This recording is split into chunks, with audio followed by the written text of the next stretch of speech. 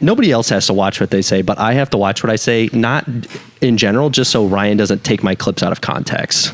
I'm always a little worried that Laurel's parents are going to hear me like cuss for the first real time, like in a podcast clip.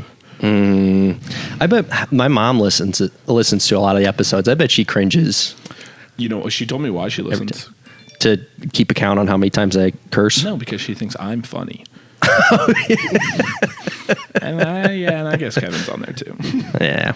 Well, to introduce our guest this time, Mr. Zach Perez. Hello. We are already filming, by the way. It's going. That's what's up. How long you guys been filming? For probably since I called Kevin a mean word. Yeah. That's what's up.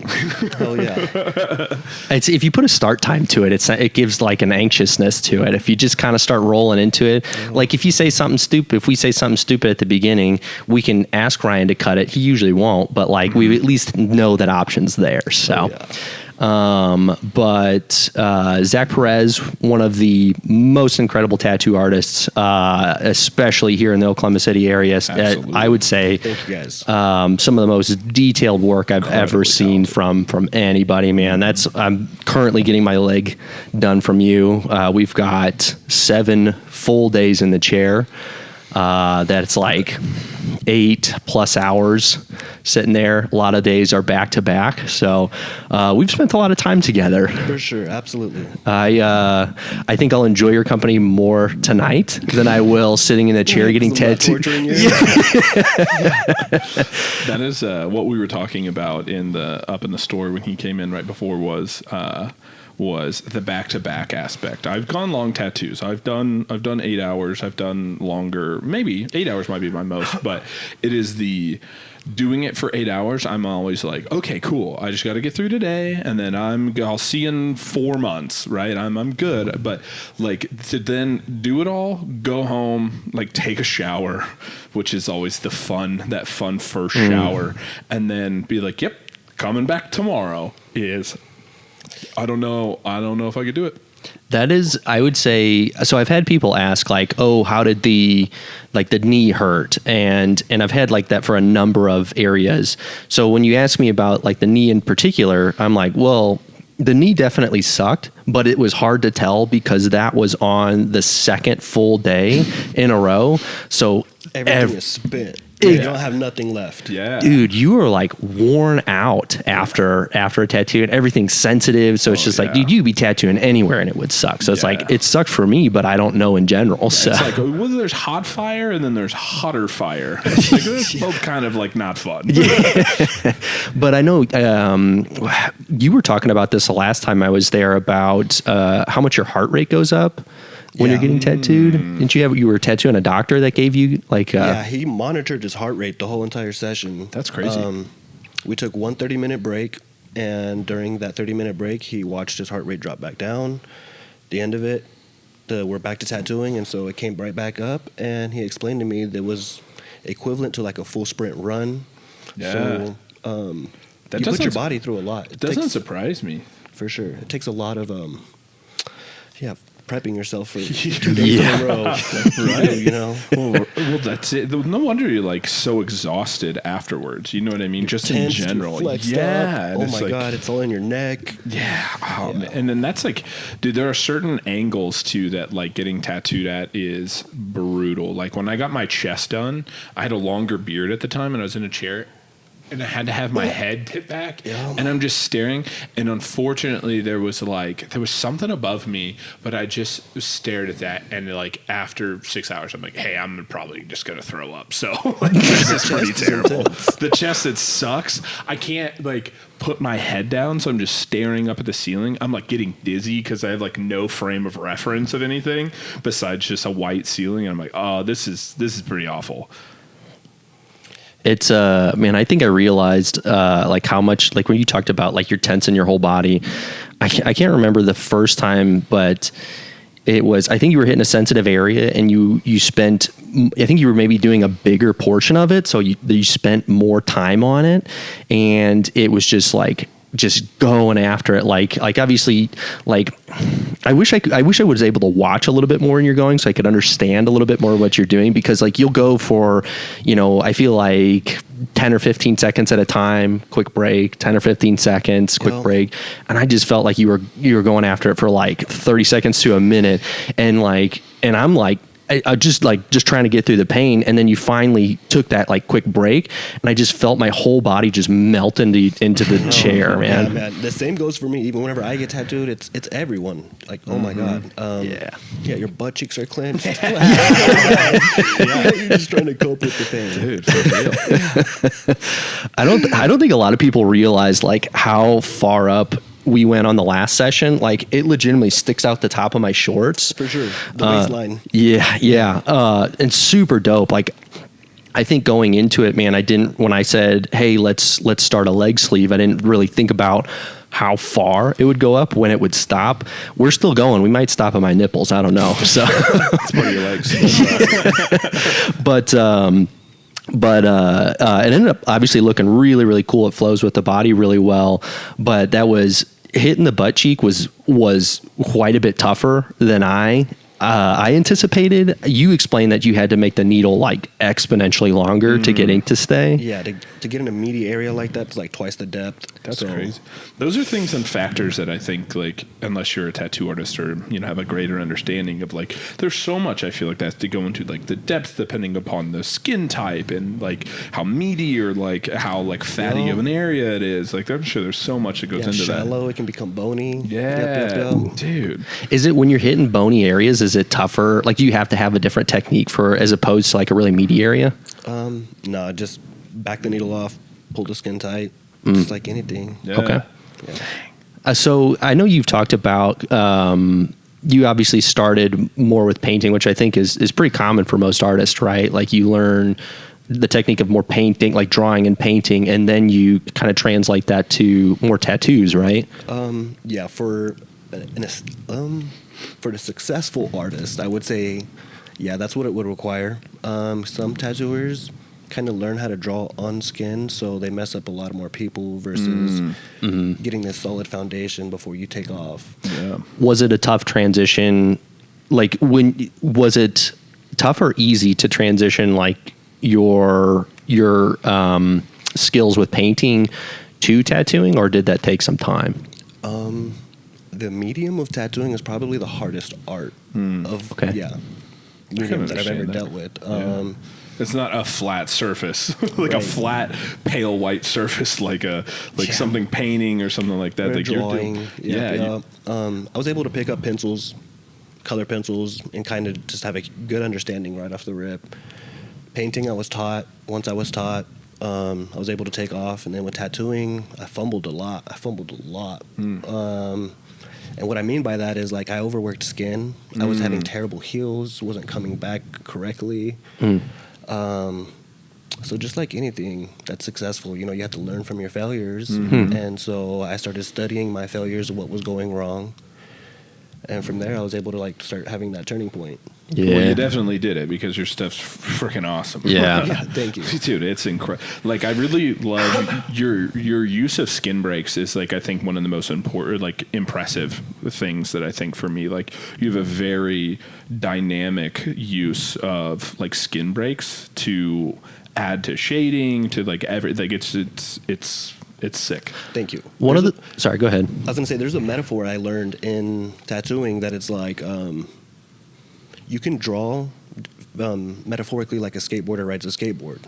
You can see a guy riding a skateboard standing straight up, stiff as hell, going straight down the sidewalk, and it's not going to look that cool. As to whereas if he had his knees bent, he's flowing with the board and he's moving and it has flow, that word right there, flow, it looks more attractive, it looks more appealing, makes you want to look like, oh my God, what is he doing? Yeah. So the same thing metaphorically transfers into tattooing or art. If it doesn't have flow, if it looks stiff, nobody's going to look at it. Nobody wants it. Yeah. And I think, man, that brings about the whole other side of things. Of it's a skill to just get the image onto the skin, and at the end of the day, but picking the right image in the first place, man, like working, like I've seen, especially Sam up there, when he doesn't have clients and you're working, dude, he's on his iPad drawing away and working with images. Like, man, you got to pick the right thing in the first place, man. Cause like at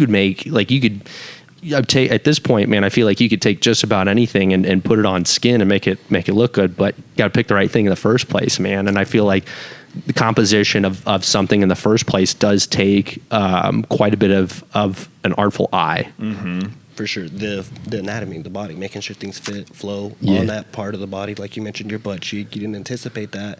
I did, because I've studied anatomy and I know what looks good. And you just don't want a bunch of like stickers to add up. It looks more appealing whenever it's filling. One of the coolest things that I was talking about, I think with Will, before even my first sessions, one of the biggest things that I noticed is you don't use a lot of or at least it appears that you don't use a lot of line work in the first place. Like, I know I have a lot of tattoos that start off with, here's an outline, and then it gets filled in, and in real life, because I feel like that's such a classic way to learn, for most people learn how to draw or do art, is you draw an outline, right? You draw it in pencil and you draw the outline of a person or a building or a tree or whatever it is. But in real life, that tree doesn't actually have an outline. You're just seeing blue sky and green leaves. There's no line in between. It just goes one to the next. And your tattoos didn't have that line work of, like, I think the fox is especially good because it doesn't appear to have a line. It's just completely negative space on the fox with the light kind of almost shining from behind it to darken the background. There's no obvious lines. There's no outline to the fox itself outside of the... Keep pulling that short up. It goes up there really high. Dude, I was going to say earlier, man, we've gotten pretty comfortable because, dude, again, we were on day 2 when he was hitting my butt cheek, and at the end of it, he was just like... Who's seen more of your body, him or I? That's actually a good question. Thomas and I have been roommates for a long time, so you two are the top 3 people in the world that have seen me the most. Oh, way to go. Exclusive bunch on this couch right now. We got Alyssa over here. It's Alyssa, right? Alyssa's the other one, right? Yes. Okay. But yeah, it was like on the second day, and I'm just like, Zach's got the needle like just like really going into like my butt cheek, and I'm just like trying to get through the day, and I'm like doing everything I can to distract myself, like scrolling through random stuff on Instagram. I found the best way to distract myself. Like, I've tried like YouTube videos or just listen to podcasts, and it's just like, nope, it just needs to be randomness that distracts me, and I'm just trying to get through the day. And at the end of it, you were like, man, like, I'm not going to lie, I was spreading your cheeks at one point, and I'm like, I didn't even notice, man.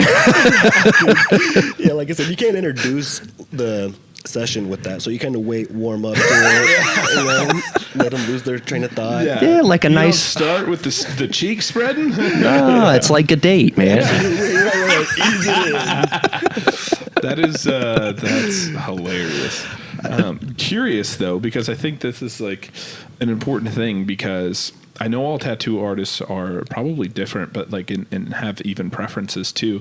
But it's like, I've had tattoo artists that wanted to have a conversation with me from the start until the end. And I almost felt kind of rude if I like put my headphones in or something, right? Because it's like... During the session? Yeah, like he's talking to me and like we're having a full conversation and we'll talk for the whole time. And it's like... And then I've also gotten tattoos where the guy kind of was just like...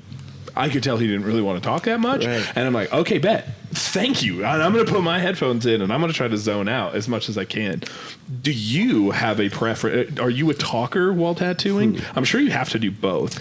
It is. And I would have to say it depends on the amount of work we sign up for. If we sign up for a lot of work like Kevin, once my head goes down, we have to like work. I can't talk. If it's a smaller session and we got time to bullshit, of course I'm going to like chew up the time, right? Give you the full experience. But yeah, you're getting, 20 hours of tattoos over 2 days. Like, yep, absolutely. What are you guys even going to talk about? Dude, nice butt cheek. At day 2, I'm not doing a lot of talking, even if I want to. So Right. yeah, For real though. It's all mental. yeah. Yeah.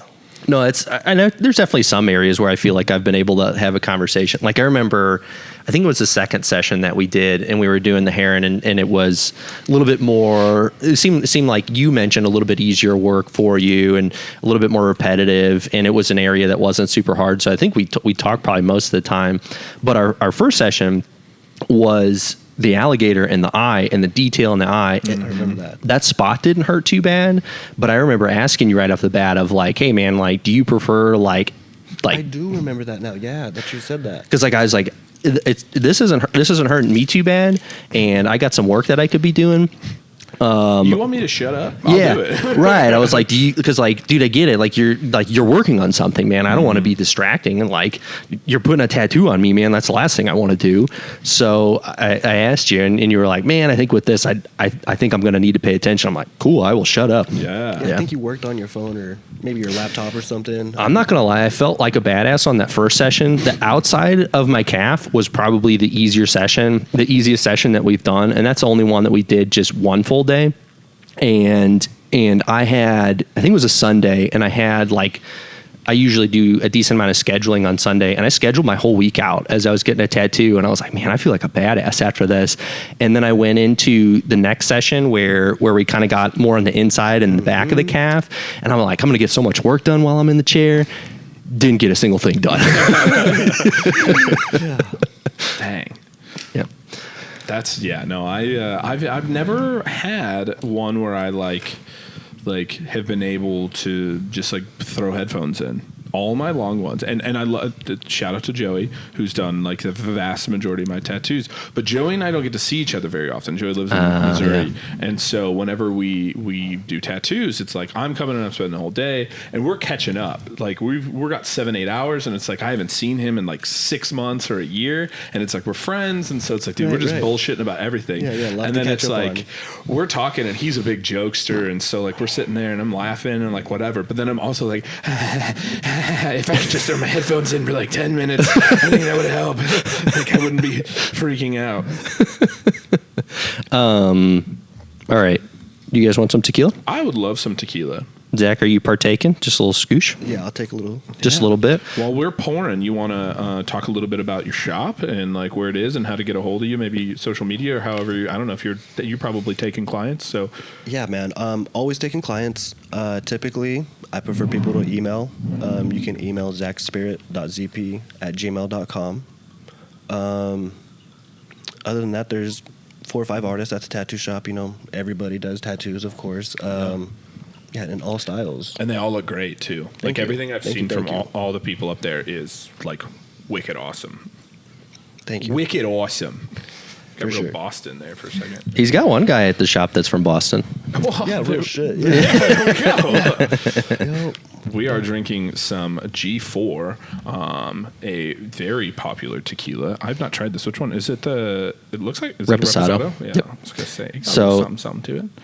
We were mentioning on our last episode, we had Jance Miller. He owns a liquor store here in town and is very well educated on bourbons, tequilas, all that kinds of stuff. And we got going on like good quality tequilas. And he mentioned G4 among a few others. And I went by his shop, and he said I think he had 4 bottles, and he might get a couple more, but I think that would probably be This it. is one of the ones that's getting more allocated. Yeah, and I think I don't know if he might be out. I'll probably just say that more than anything. By the time I go up there, before this gets posted, You got until Thursday. if I like it, I haven't tried it yet. Yeah, that's true. Very, very limey on the nose. So we typically get like either like a bourbon or a tequila. So this is a tequila that we got more to kind of just like take little sips of. I don't know if you're really big into that with different liquors, but Thomas and I have gotten really big into that on bourbons and tequilas. So this should be a much smoother tequila than like a Jose Cuervo, by quite a bit. So yeah, yeah, it's pretty smooth. Did you try it? This isn't Jose. No, not quite Jose Silver. It's good. I like it. Yeah, it's pretty solid. It is very limey on the nose. It is kind of a limey kind of. When you say things like on the nose, you sound fancy. I sound like I know what I'm talking about. He doesn't. I don't know. Like, this doesn't smell like limes. You idiot. It does. Definitely.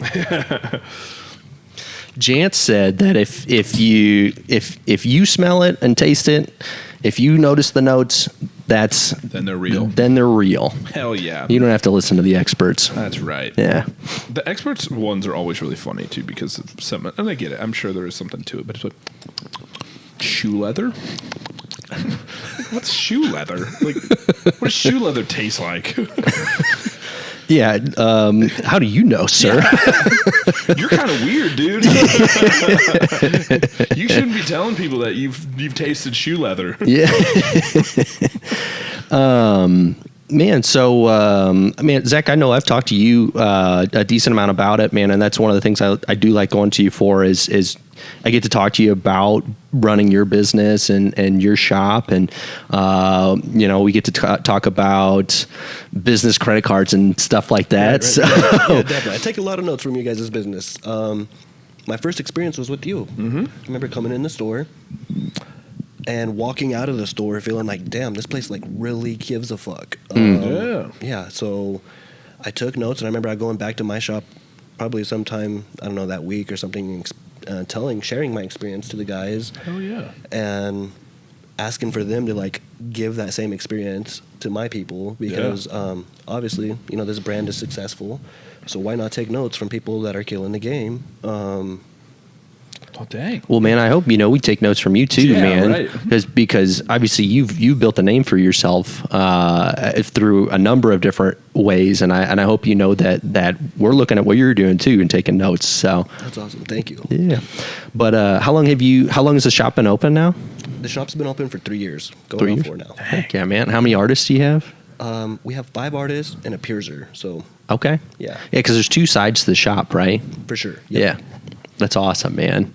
And it's been open for 3 years. That's crazy because because you hadn't been open for very long when you came into Norman for the first time. Mm-mm. Yeah. Nah. I started at a shop that I was at for like 7-8 years. Mm-hmm. That's where I met my mentor. He put me on, showed me the ropes. He was literally there to teach me the medium of tattooing. I already knew art pretty decently. Sure.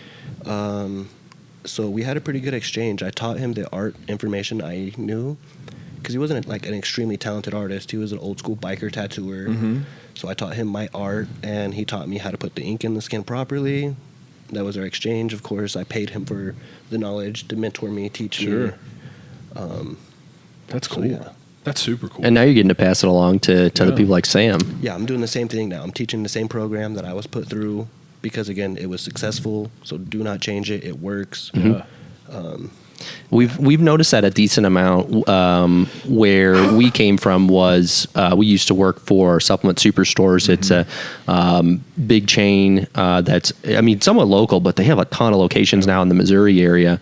And a lot smaller when we were there. That's true. And I think they had 11, 12 locations when we were there, and now they're like 20, 30 or something like that. 30 or 35. Yeah. Geez. Because they're pretty far into Illinois now, too. They're in like Springfield, Illinois. That's right. In Kansas City. Mm-hmm. But, so when we got to do our own thing, there was a handful of things that we wanted to implement and we thought would be good ourselves. And a lot of those things stuck today. Mm-hmm. But there were also more things that we thought would be a good idea to change, and then they didn't work out the way we thought they would, and we're like, now we understand why they do that. So for sure. That makes sense. But more often than not, that was our experience when we tried to change things, which was kind of funny. But it gave us more trust in the process, though. So absolutely, yeah. That is it's a really interesting thing, and I know we've talked about it a little bit on the podcast before, and I'm sure it's something that you have when kind of teaching the guys in your shop or whatever,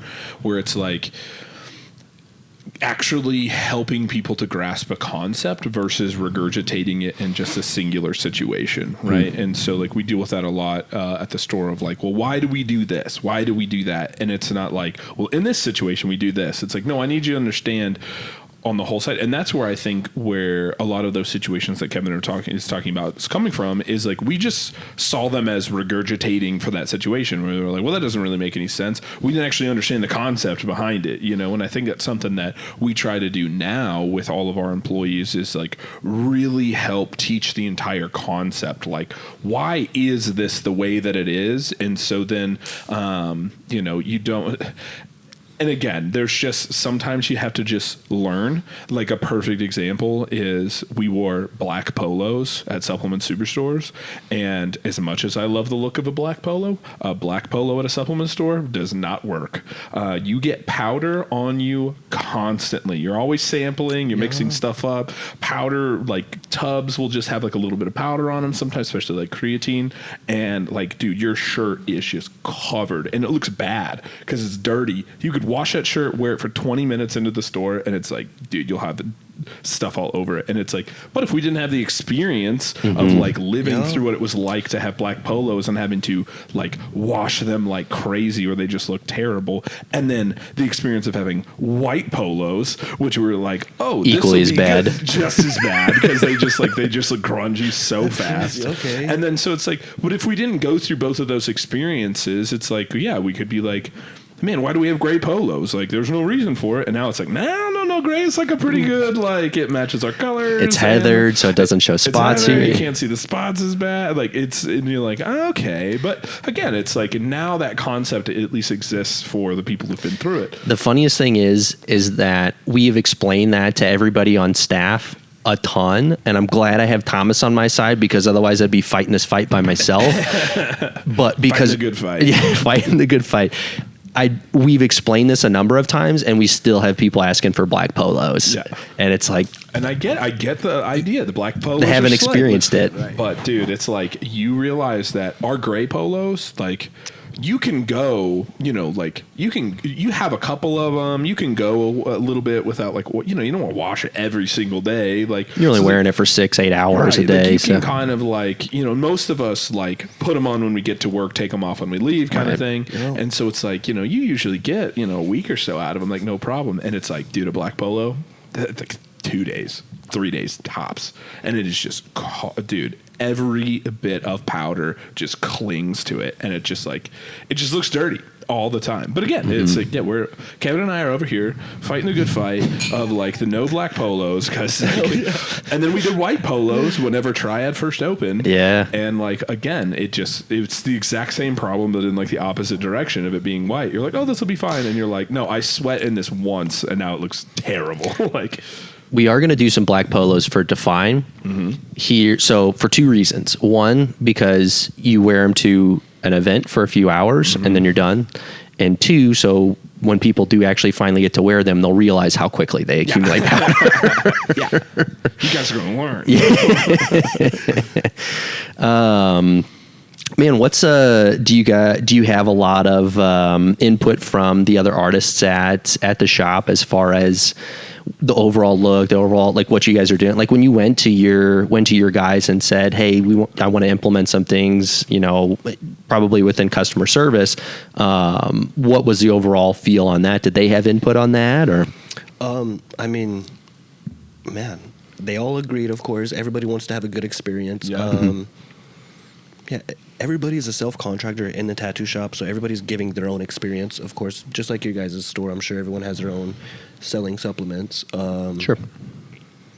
But yeah, overall, like, yeah, you're selling more than just a tattoo. It's like that feel-good feeling. 1000%. Like, that's like one of the things that we talk about all the time. Like, one of the things, it's actually written into our handbook, but the idea is, like, the last page of our handbook is kind of like, I don't know if mantra is the right word, but like, it says, like, we want to create such an experience that if we pulled all the supplements off the shelves, customers would come back 2 more times, right? And the idea is, like, even if we didn't have supplements, even if you guys weren't doing tattooing, like, people enjoyed their experience so much they still want to come by, right? Like, that's the idea. Is it's like you're selling not the things on the wall or not the tattoos, but like the experience of coming and enjoying this. And it's like, and you have to have the right people for that, for sure. Yeah, definitely. Just signing up for the artwork and agreeing to what, the presentation of what I have for you is, like, that experience itself. because you're not selling them their idea. You're kind of selling them their general idea, but right, what can really be done. Yeah. I feel like that's so two things really quick. One, the culture that you have there is definitely very similar to what we try and create at TRIAD, because I always get really excited when I'm going to get a tattoo. I'm not thinking about the tattoo. I'm thinking about that hour-long period where I get to hang out and do the stencil and eat a little food and hang out with all the guys at the shop before I start getting tattooed. And I genuinely enjoy that period of time. So That's what's up. Yeah, everyone's talking to you. Everybody enjoys you too. Yeah, dude. So. And I've noticed that when other people, I've even joined it into myself when you guys have new people coming in and they're getting a stencil or getting stuff done. It's like, dude, everybody's hyping up each other's work and how good it looks, man. Absolutely. It's a very positive environment. So I feel that's big in a tattoo shop for sure. Yeah, because we don't have no private rooms. Everyone's all together, so we all have to be on the same page. And that was a concept that was new. You didn't bring that from the shop that you were at before, right? Yeah. I seen it at other shops, and I seen it be successful in those places, and I felt that experience getting tattooed. They had little partial walls, so you could still see the whole entire floor plan. And it was cool seeing other people get tattooed, go through pain. It helps you cope with your own pain.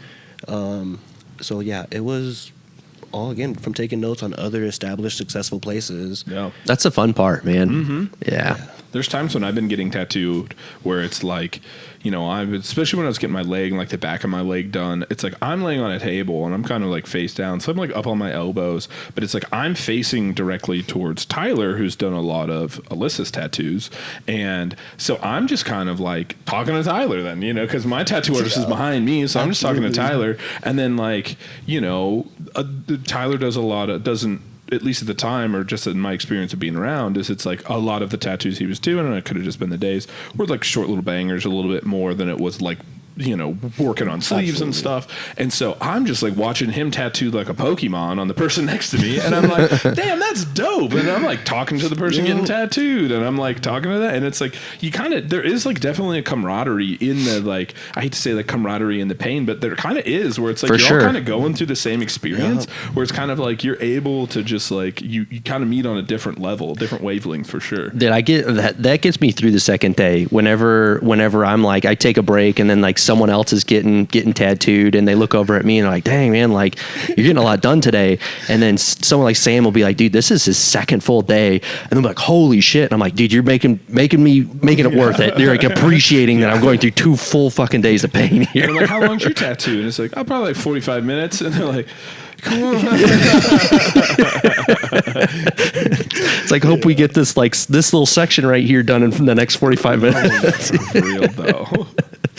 But yeah, but I feel that's it sounds and I even speak from experience, because I've never gotten a tattoo from you, but I've been up there multiple times when Kevin was getting tattooed, just to stop by, say what's up, say hi, and kind of hang out for a little bit, try to not distract too much, but come and hang out for 30, 45 minutes and say what's up. It's a cool place to just be. And I think that's such an important aspect. When the environment is cool enough that when I'm not even getting tattooed, but I want to come and be there, right, that it's that's that thing that we're talking about. It's having something like that. It can be difficult to accomplish, but once you do, it's dude, that's the thing that makes people come back and come back and come back. I feel for sure. That honestly helps me quite a bit when people stop by. If you stop by and I get to talk to you for a second, helps distract me. When Josh comes by, who seems like he's kind of a regular. I mean, he's tattooed head to toe, and has some incredible work from you, man. But he stops by and kind of checks on the work, talks to you a little bit, hangs out. It's oh man, yeah, dude. And it's having people like that, man, even helps the experience, right? Absolutely, man, absolutely. And yeah, it makes it again. It helps distract from the pain a little bit. So for sure. I guess you could also say I learned that experience from a tattoo convention.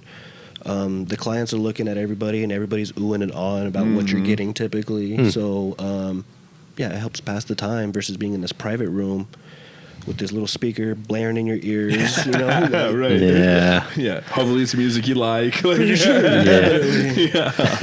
No, I get that, man. Yeah, I've done that for a long time. Yeah. So I wanted to switch it up, and I knew it worked, so why not do it? I like the open concept. Yeah, it definitely helps quite a bit. Maybe it's man. just that's what I have the most experience on. I got one where it was kind of like in my own little room, and it was like, and luckily I had a friend there, but like outside of that was pretty much it. Ryan, what's your experience with all of your tattoos?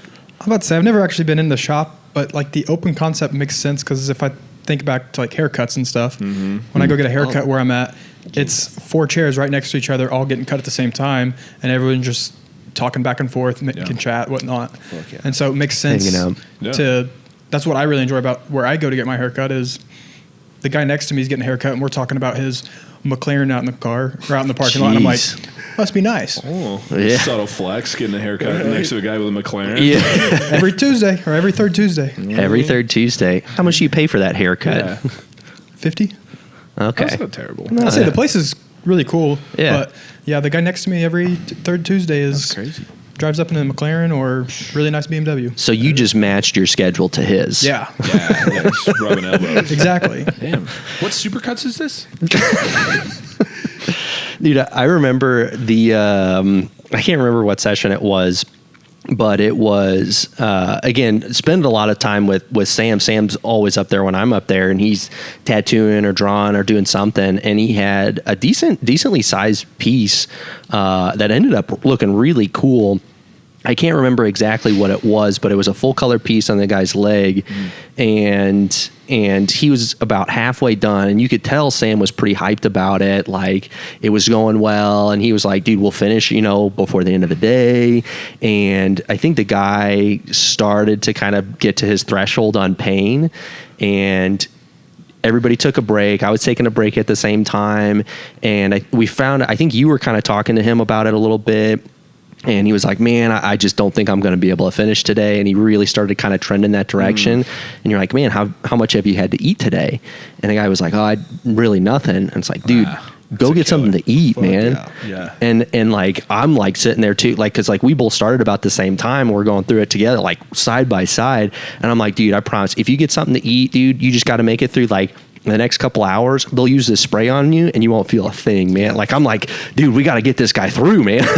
Well, it's just, and you will regret not finishing this. Like, if you were close to being done, you will regret not finishing this for sure. Yeah, you're so disappointed in yourself. You're like, dang, you're just looking at that unfinished piece at the like one part of it, and you're like, shit. Like, and if you don't have food, typically the experience is really shitty, like you said, and it becomes a nightmare. Low blood sugar, probably. Right. Again, imagine 4 hours, a full sprint. Yeah. 4 hours. Yeah. You need some fuel. Dude, that is a good point. Yeah, you're probably burning through it, man. Oh, yeah. Mm-hmm. I'm curious how many calories you burn on a full day session. Probably a lot.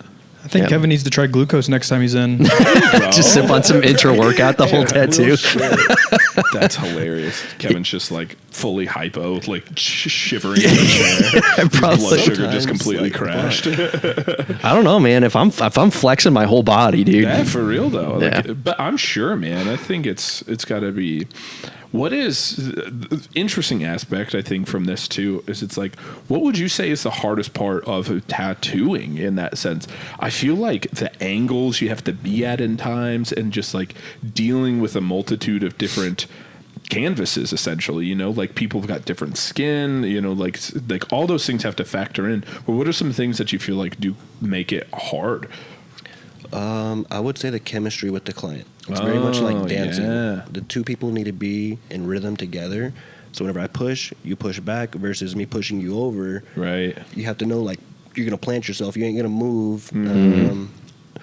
That's good to know. I didn't even really think about that. You have it. You do it. So typically whenever they don't fall in rhythm with me, it makes my job a lot harder because I need them to do their part too. It's not just me doing my job. Well, that's really interesting because it is like it is a relationship in that sense. Like I feel like, I'm sure you mean physically, but even in like conversation. But it's like when I'm talking to, Laurel, my fiance, and we're like, talking about getting dinner or something, and she just keeps telling me that she doesn't care. Well, it's like, you're not giving me anything to base off of. Like, I need something to kind of work with here. And I feel like that's been one nice thing with the tattoos that I've gotten from Joey, because Joey and I have been friends for a long time, and he's tattooed me for a long time, is it's like, if I don't like something, I feel very comfortable to be like, man, that's not for me. And he's like, oh, bet, cool. And he just moves on, where it's like, I feel like if you don't have that kind of chemistry, then it's kind of tough. I'd be worried, and you're definitely a different tattoo artist, where it's like, you go into a lot of, I'm kind of the guy who's like, I sit down in Joey's chair and he's like, what are we doing? And I'm like, oh. He's like, all right, well, fuck it, let's figure it out, And so, but I think an aspect of that is like, we do have that like chemistry of like, he knows what I like and I can tell him if I don't. And it's like, and we can use that to like pivot or change or do whatever. But then there's also plenty of times that I'm like looking down and I'd be like, oh, you're doing waves. Those are cool. He did that on so Joey did my arm. This is mostly from when we were in Springfield. And I remember I learned a lot from you, like talking about your experiences with Joey. And it's given me a lot of, I think it's prepped me quite a bit for working with you of man, I think that was what I was actually going to talk about earlier was I think the biggest thing that I tell people when they're talking about getting their first tattoo, it's almost always unwarranted advice, because I feel like I wish I would have known this when I first started getting tattooed of, man, spend a lot of time to find the artist that you want, have a general idea, but once you hand that over to them, let them do their thing. Like it's I think people have a tendency of, and me included, especially first getting into it, I want it to look this particular way. Like you have some control of your body. Yeah. It's a tattoo that's going to be on me for the rest of my life. It's like, I think the human nature is to be very controlling about that. But I think people fail to realize that you're hiring an artist. Right. And if you're very controlling about it, you're taking control away from the artist, and the artist can't do their job to make it look good. Right. So find an artist that just produces a whole bunch of good stuff that they essentially can't miss when tattooing on you. Give them an idea and they'll make it look cool, man. Like, find a style you like. Right. If you find a style that an artist produces, then that mixed with your idea should come to like the conclusion that you want in the end. But if it's like, if I go to Joey, who's like a black and gray artist, like through and through, and I'm like, give me an American traditional eagle, he's going to be like, no, like, I don't want to do this. I'm not. He's like, I don't even understand the rules of American traditional enough. I don't want to do this, And it's like, so I think that's such a hard part where people are like, oh, who's your tattoo artist? I should go to him. And I'm like, yes, depending on what you want. Right. It depends totally on what you want, because like there are people who are good at their style, and especially with as tattoos have gotten even more popular over the last 20 years, but it's like, especially recently, where tattoos are a lot more mainstream, they're a lot more accepted in like all walks of life, where it's like, dude, and there are, there's all the styles now too. Right. And it's like, and these are world-class artists who are doing this. It's not like people that you didn't necessarily, I feel like, have this 25 years ago, where it's like, there are kids now who are 14 years old, who are really good artists, who are training artists, and they go, I want to be a tattoo artist. Like, that is their dream. And it's like, you're seeing more and more and more of that, where people are really dedicating their time specifically towards tattooing. And it's like, dude, people have styles and specialties, and it's like, why would you not go to somebody who specializes in this? You know what I mean? Like, you don't. Right. I don't go to a boxing coach and go, hey, teach me jiu-jitsu, right? Like, it's like, it's a totally different thing. And just because they're both done at the same gym doesn't mean they're the same thing. I mean, I think it's like listening to like if you don't listen to country music, all country music sounds the same to you. So you're like, oh, this country, Ryan's shaking his head. He's a big country music fan, I know. Oh, giddy up, Ryan Brantley. But like, if someone that does listen to country, like once you like get immersed into it, like there's all different kinds of little styles, and so you don't. But like, people have this idea of like, oh, I can go to just a good country music singer, and they can produce me a good song, and you give them a song that's not their style at all. It's like, it doesn't match up. Yeah, you just don't know. So right, yeah.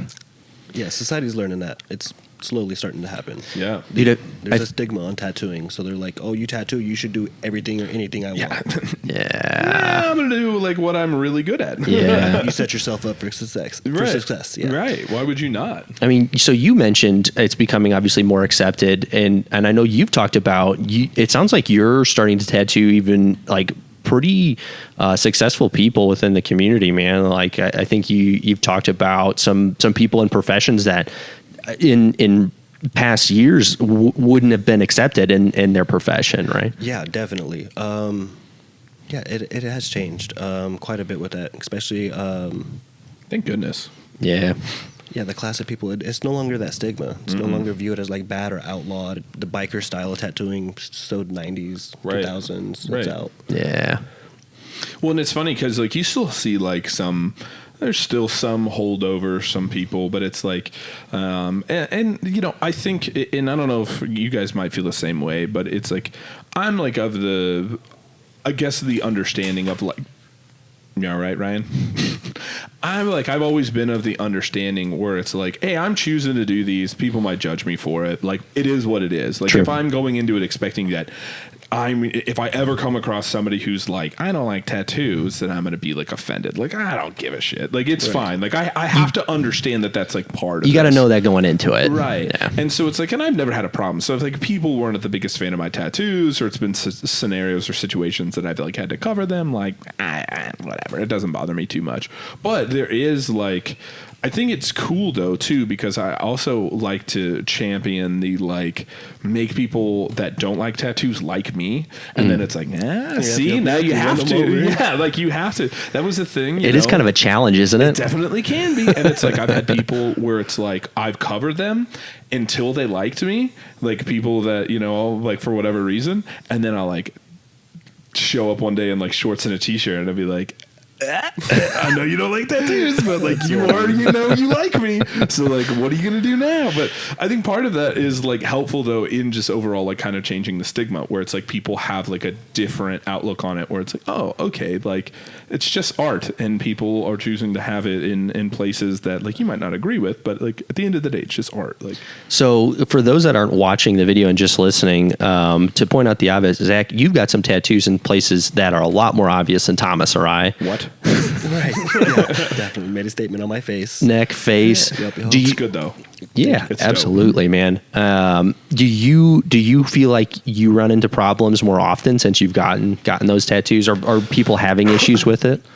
I would say the fact that I don't look like I just got out of prison helps a lot. It looks like it's really good quality artwork. So therefore, it just depends on like the crowd of people getting the tattoos. Again, it's no longer like prison style looking people getting tattoos. Yeah. It's people like you two. Yeah. So you guys are both extremely successful. You guys are both extremely tattooed. So it's the crowd that's changing. With that, people start to accept it more. I can go into other stores and there's old ladies that will compliment it. They think it looks good. That's awesome. That is a big that. I've had a couple that have been like super unique that I had never really experienced until even lately, is like super like old people complimenting it, and then little kids. Like I had like, I swear, like a he's cool. 6-year-old Right. who's like, I like your tattoos, and I'm like, thanks. Like, Heck yeah. Like, that's super cool. I've never had a 6-year-old compliment my tattoos before. Yeah. I was like, that was dope. Thanks, little girl. High five. I think I've only had one. Like, I definitely get people, like, especially when my leg tattoos were like still just getting done and fresh. Like I like will notice people, and it's not negative, but they'll like glance at my leg. Like I can see them look down at my leg and then look back at me. I'm like, I know you're looking at my tattoos. I'm like, I hope you. appealing, right? Yeah, exactly. But it's funny that it's probably more obvious than they realize. My eyes are up here. I've only had one actual negative interaction with somebody, and it was walking out of a grocery store, and the lady that was like checking receipts and the goodbye, have a nice day type of position. She was helping me get ice. She had to unlock the thing for the ice for me to grab ice out. And she said something along the lines of, God doesn't want people to have tattoos. And I was like, and I was like, I'm going to probably just move on from this conversation as quickly as possible. That's the only negative thing I've ever had, other than my parents my parents did tell me when I first started starting to kind of get on the roll with getting more tattoos. It was at the same time we were getting into business for ourselves, and their big worry was, how are you going to get a job if you have tattoos? And I'm like, I'm going into business for myself, Mom and Dad. And they're like, all right, but you're just starting. Like, one day when you have a business that pays you and it's really successful and you're working for yourself, you can get as many tattoos as you want. I'm like, I'm going to remember that. That's awesome. Right. But that is like funny because I mean, like, I literally was like suit and tie at the hospital for 4 years. And it's like, there was times that I like covered them, but I was not like, everybody knew I had them though. You know what I mean? It wasn't like, it was just, I feel like more proof that it's like, this is as like straight laced of a job as you can have. I literally like, I'm the assistant director of a hospital department. I'm sitting in a meeting with like the CEO of the hospital. And I'm like, I'll roll my sleeves up. Like, I don't care. Like and they're always, oh, okay, yeah, cool. Like, nobody ever care. I feel like they just didn't say anything to me because I'm scary. Kind of like that was it. Didn't you have that ongoing joke of because you wore a suit and tie most days, people couldn't see your tattoos, so you'd judge people with tattoos, or you'd like tell my employee, like I'd have like a new hire and they'd have tattoos and I'd be like, tattoos, huh? And they'd be like, do you don't like tattoos? I'm like, hey man, it's just, not my body, like you do whatever you want to do. And they'd be like, oh, okay. And then like I'd like change in my office, so they go to the gym or something, and they'd see like a full leg sleeve and a full. They're like, what the hell? I'm sorry, I called you a degenerate. That's super funny. But I do think I appreciate the fact that like it is changing, and I feel like it is something that is like much more accepted. And I think, like you said, I think the clientele has changed, where it's just like there are people who like you would never like, 10 years ago you would have been like, I don't know if this person will ever get a tattoo, to like now it's like, dude, I know plenty of people that are like, oh, they've got a sleeve. Yeah, all classes of people are doing it. Mm-hmm. Yeah, that's awesome. Everybody wants it. Yeah, everybody likes it. It looks good. The funniest one, the comment that I do get the most of any comment, and I'm sure you've both heard this as many times as I have, is, well, one day you're going to be old. And I'll be like, I'm going to look like a badass. Like, I'm going to look so dope. Like, I love old people with tattoos. I think that's the coolest look. It does look good. I think it looks good. Even their old tattoos, like if they're old tattoos, like they look good. Like it looks cool. Yeah. Right. Like, it's like, well, one day you're going to be all old and saggy. And I'm like, well, you are too, but with no tattoos. Right, exactly. Like, at least I'll be cool. Yeah, and be like, I'm going to attempt to not be saggy, but like, do the best we can. Right. Yeah. Do you feel like it being more accepted has brought more business to the industry in general? Yeah. There's a lot more open-mindedness. So absolutely, the world is changing still. Yeah. So hell yeah. Dude, you know what's crazy to me, and I think I brought this up last time I was there, is tattooing has only been legal in Oklahoma for how long now? I don't know, roughly like 12. I'm probably still wrong. Yeah, did you know that? No. Yeah, only like a little over a decade. What? Yeah. That's I had no idea. We've almost been here that long. I know. Yeah, I'd say about the time y'all moved here is probably when it became legal. Not too long before y'all, because I know growing up, my dad got his first tattoo on a cruise while we were in Mexico. It was just a little quick one, but we went all the way to Mexico so he could get a tattoo. Did he have to hide it when he comes back? No, you can jail if you have. You just couldn't get them here. You could have them, but there's one. But yeah, get him. Him and my uncle. That's one of the days they're like, we're not going on an excursion today while we're in port. We're gonna go get a tattoo in the shop here. That is crazy, because to give the like antithesis of that is me in Missouri with my mom signing off, me getting my first tattoo at 15 years old. Yeah. My first tattoo was when I was 15. That's gangster. Yeah, that is a wild thing to think about in retrospect. It wasn't even legal here in Oklahoma when you got yours. Like, for real. Like, not even close. Like, yeah. It had another 10 years before it was going to be legal. And it's like, and I am literally a baby child. like my sophomore year of high school. And I'm like, I want to tattoo. My mom was like, hell yeah, let's go. I'll sign off for you. I felt like it. You sound like you got a cool mom. Yeah, it was. I don't know if I would sign off on my kid getting to pick their own tattoo at 15 years old, like when I have kids, because like all things considered, it's not my favorite tattoo, but it is far from as bad as it could be. For sure. Like, if you just let me fully up to my own devices at 15 years old, I'll be like, hell yeah, mud flap girls are super cool. Want those as big as possible. Dude, I can't even imagine if I was allowed to get tattoos at 15, I would have some. I would look like I was trying to be way more badass than I am right now, for sure. How old were you when you got your first tattoo, Zach? I was in the same area, like 15, 16. Yeah. Really? And I'm now working on covering them all up. Yeah. Yeah, a bunch of mistakes. I'd be like, what am I really into? And I'm like, my whole life's about skateboards. And I'm like, I don't give a shit about skateboards now. What?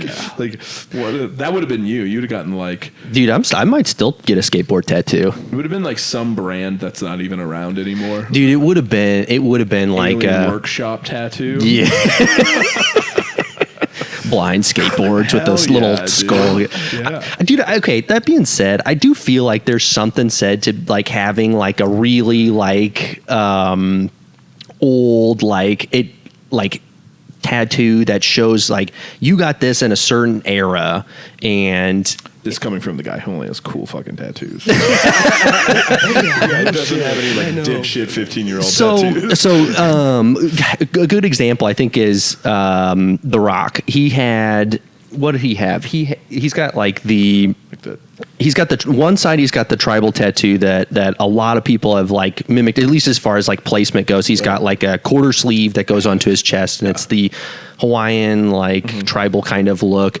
And on the other arm, it was really old, but it was that bull, right? You guys remember that one? Oh, yeah. And he got that whole thing covered up with a phenomenal looking piece.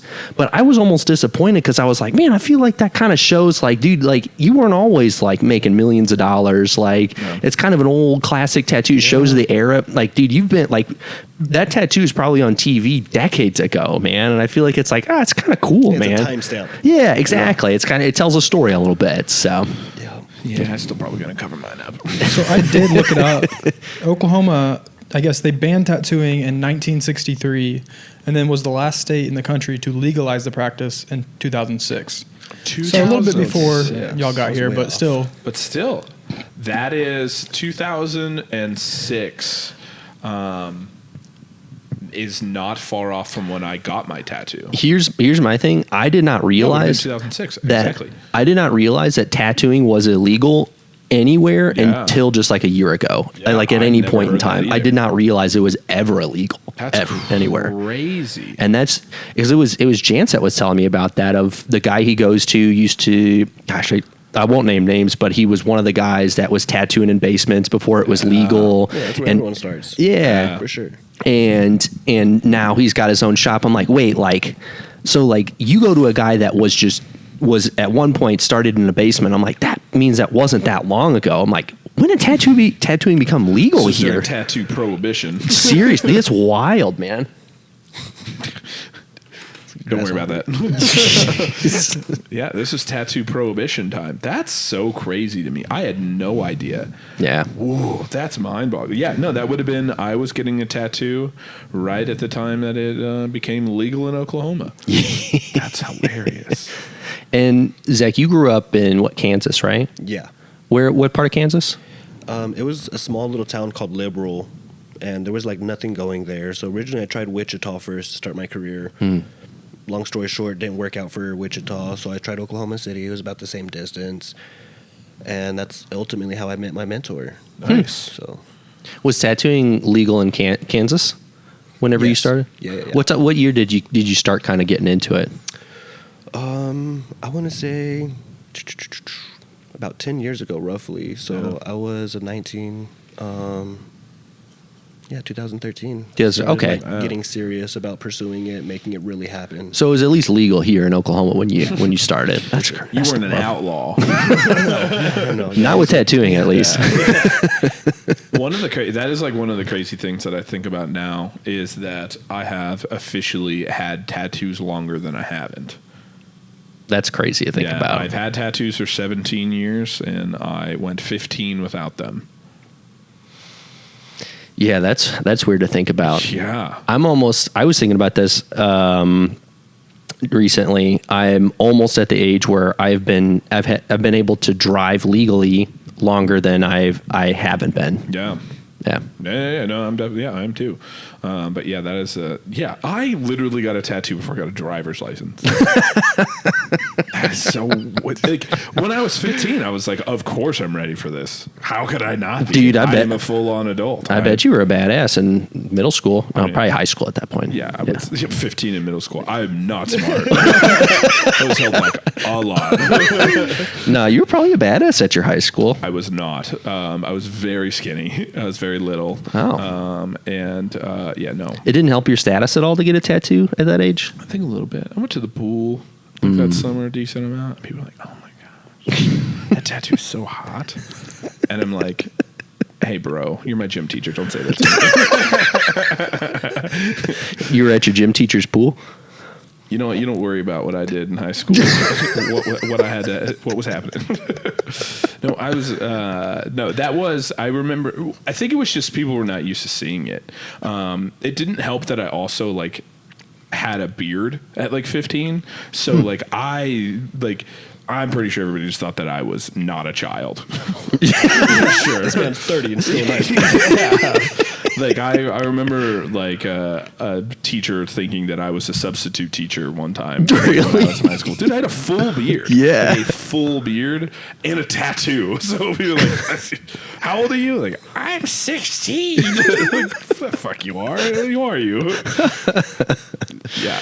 Good times. Oh, man. So Zach, obviously you talked about starting, kind of getting started in Wichita. How'd you end up landing on Oklahoma City, man? I first started calling out like a bunch of tattoo shops in Wichita. Long story short, people were like explaining to me that I'm doing it wrong. I shouldn't be calling. I should be going in person. And again, being in a small little town, everything was like a 3-4 hour drive away. Yeah. So I just wanted to see if there was like an opportunity before I ever even like made the drive. Sure. And That makes sense. again, like during that era, it was all a bunch of bikers. So they're all a bunch of dickheads that don't want to like open the door for you, and they're all just kind of like hanging phones up. Yeah. So whenever I gave up on Wichita, I started doing the same thing here in Oklahoma City. And whenever I finally landed the phone call with my mentor, his name was Mo. He scheduled a time and date to open up my book or my portfolio that I put together. Mm-hmm. This was the first and only time somebody was willing to like give me that time of day. And so we scheduled it like a month later. I drive my 4 hours down here to Oklahoma City, brought my portfolio, waited in the lobby. At the end of this like interview, you could say, after he looked at my book, he kind of just shook my hand and was like, man, you're a talented artist. You know, I wouldn't be surprised if I seen you make it somewhere else. Keep up the good work.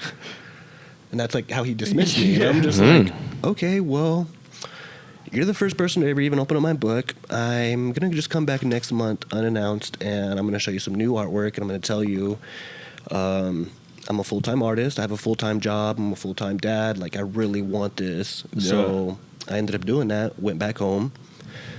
A month later, drove another 4 hours, met with my mentor. He made me wait in the lobby like, I don't know, an hour, almost 2 hours before he even came out and talked to me because, again, it was unannounced. Mm-hmm. Sure. Yeah, not to bore you to death with these stories, but I did this 8 times. Oh, once hell a yeah. month. No, that's crazy, Once a man. month, dude. I worked at this factory, and I was literally eating fucking bologna sandwiches 2-3 times a day, saving up all my money. And after doing this 8 times, I felt like, man, I really got like a shot with this dude. I need to move to Oklahoma City and take this opportunity. So again, I was eating shit ass food so I could save my money up. $11,000-$12,000 later, I make the move here and I come back up here and I tell him, I was like, hey man, just so you know, like I moved here, I'm gonna get my job, and I figured if I don't make it with you, I'm gonna make it with somebody. Like I will be tattooing. Mm-hmm. Hell yeah. He loved my tenacity, so he said that go get the job. Once you hold it down for a month, come back and see me.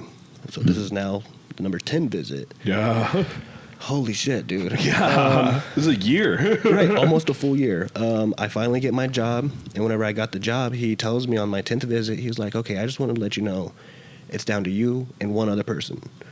And I'm like, oh my God, I'm fighting for this position against somebody else. Like, fuck, I really want this. Mm-hmm. And they're like, we just want to let you know we nicknamed him the Handmaster. So you're competing for your spot against the Handmaster. And I'm like, oh, okay, cool. Like, you guys even nicknamed him. He's so talented. Holy shit. I'm like, oh my God. What do you guys call me? Yeah. So they're like, we're going to tell you the same thing we told him. Go home. You got 3 days. Draw me your very best drawing that shows me like who you are, what you're about. Just, you at your best. Again, you are competing for this spot, so let me see what you really can bring to the table. And I was like, okay, cool. I go home. I have this picture of my daughter on Halloween. She's in her Minnie Mouse outfit. And so I start my stencil, get everything going to draw her in her outfit, and I took it to the shop, 3 days later, and he was like, okay, cool. I'm going to hold on to this now, and we're going to compare the two pieces. All my artists will critique it, and may the better artist get the position. We'll call you in a day. My fucking heart's racing. I'm scared, nervous. Like, I really, really want this. And so, the next day passes. He calls me, and he tells me on the phone, again, my heart is racing. I'm, like, really nervous. He was like, I just wanted to let you know you got the spot. And I remember, like, jumping up in the air like fucking Fred Flintstone. All excited. Yeah. And so I was like, cool, man. He was like, all right, so come by the shop tonight, 8 o'clock. We close at 10. I'm going to introduce you to the whole guys. You're going to become one of us. And I was like, all right, cool. So I go back to the tattoo shop that day.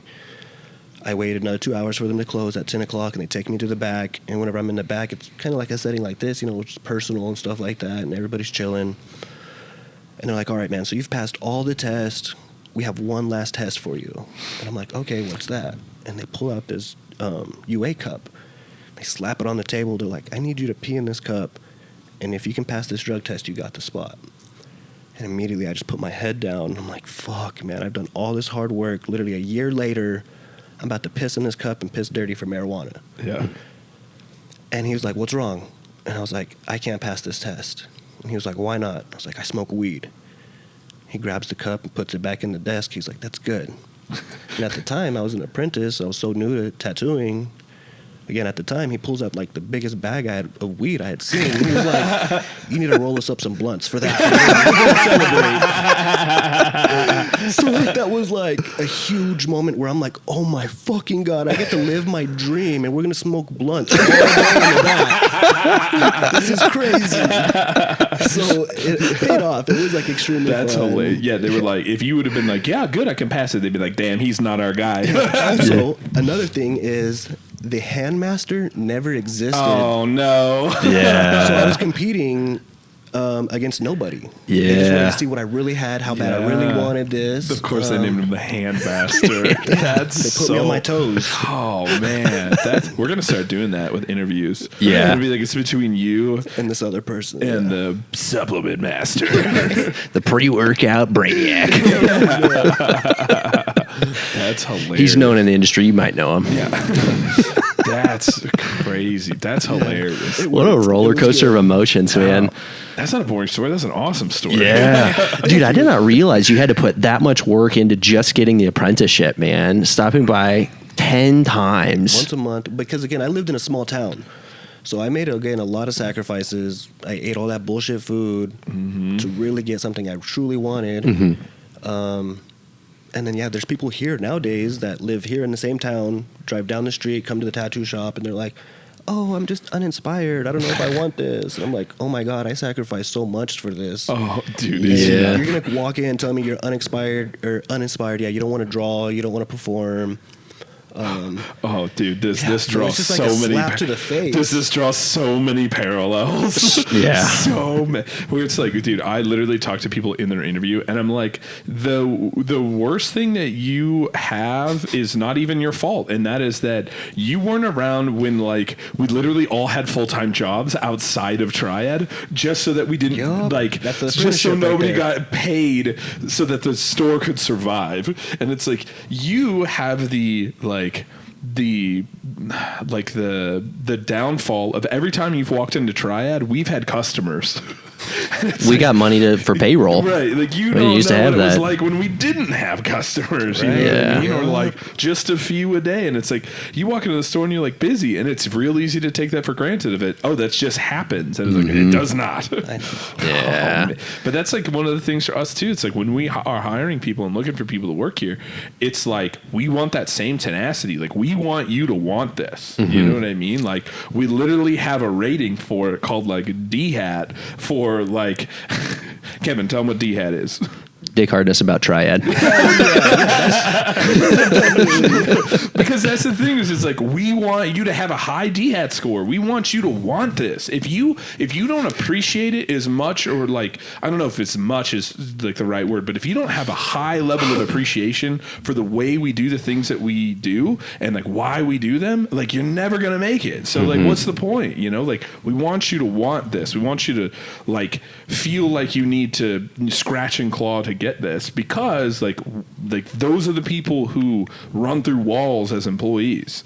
It's legitimately why we try it. Like, we do 3 interviews, and most of the time we're trying to talk you out of working here. Yep. It's like, dude, it's going to be shit, man. Like, a lot of people, like, we're still very much a startup when we look at what we want to do in the long term. So we can't, like, a lot of our money has to go back into the business to keep it growing inventory, going into marketing, and you name it, as far as like continuing the momentum that we have.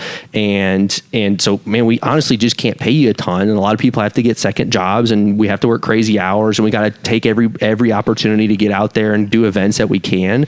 And Super mentally draining. It's a lot of time dedicated to this. There's a ton of outside work. Like, Right. you're going to be doing stuff at home. Like, you got homework almost. And it's like, And you got to pass a 12-hour test. Like, and we've got, and you talk to some people in interviews, and they start to get kind of picky about their schedule. And it's like, and it just brings you back this flashback of one of the original partners, Vincent, that was around when Thomas and I and everybody, like the few that were just getting going. It's like, dude, Vincent crashed his car one time because he was working 40 hours in the store and events, 40 hours at UPS. Sleep deprived. He was sleeping an hour a night. like, no bullshit, an hour. And he had a 120 decibel alarm because that was the only thing that would wake him up. That's insane. He was sleeping an hour a night. His like long sleep night was 4 hours. Yeah. And it's like, and people start to kind of get picky about their schedules, and it's like, oh man, like, I wish you could have seen it like early on, and like how much had to go into this to Like, get legit it blood, sweat, and tears. just off the ground. I Man. understand. Right. Yeah. I remember Christmases, going dry, high and dry. Nothing's happening. No one's hitting. Yeah, Nobody dude. knows who Zach Perez is. So nobody's getting tattoos. Dude, that is it, man. I think there's something about like being around, or at least seeing, and I even talk about it now a lot, where one of the things that I think is some of the best experience for anybody that currently works for us is the opportunity to go and start a new store, like to go and be day one at a new location, because you understand what it's like to like earn the majority of the customers that are there. Because at any store you're going to go to, there's going to be some that like somebody before you laid the groundwork, and it's like, no, you are going to have way more than you've ever experienced at a different store of like,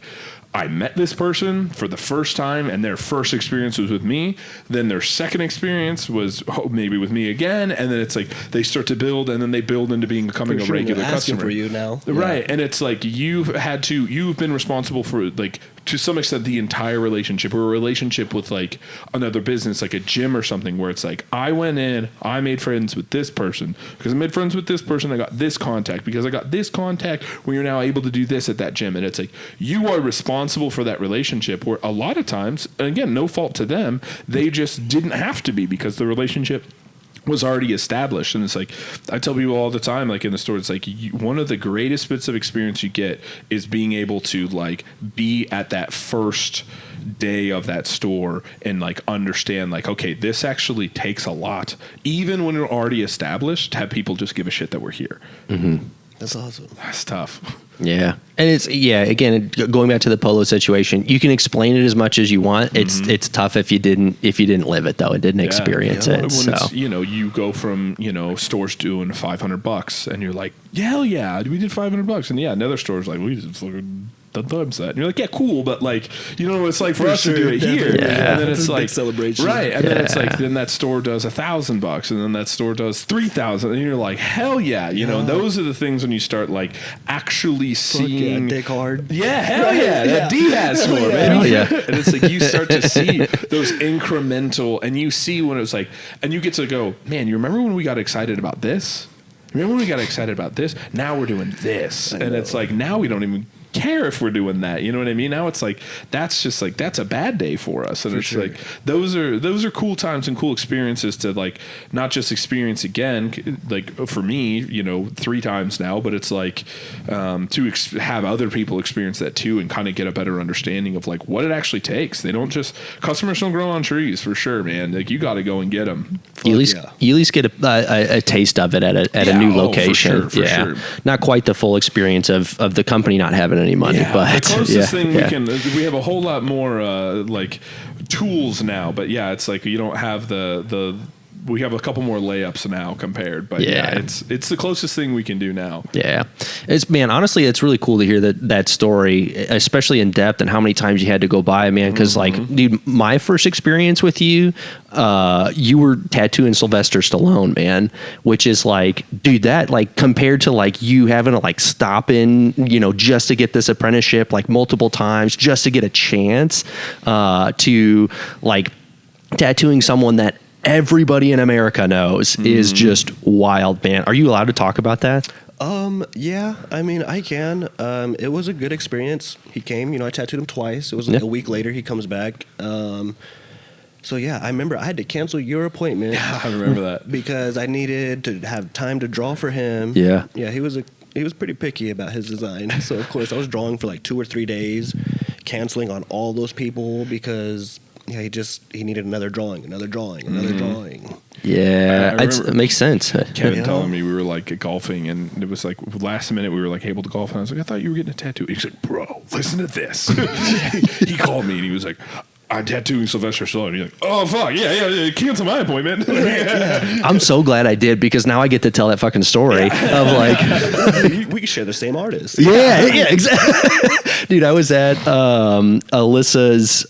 It was like what was it? An anniversary. No, it was an anniversary party for her aunt and uncle. We went back and it was like a big family reunion at her cousin's place and whatnot. And her family's like decently into tattoos and it's pretty accepted there.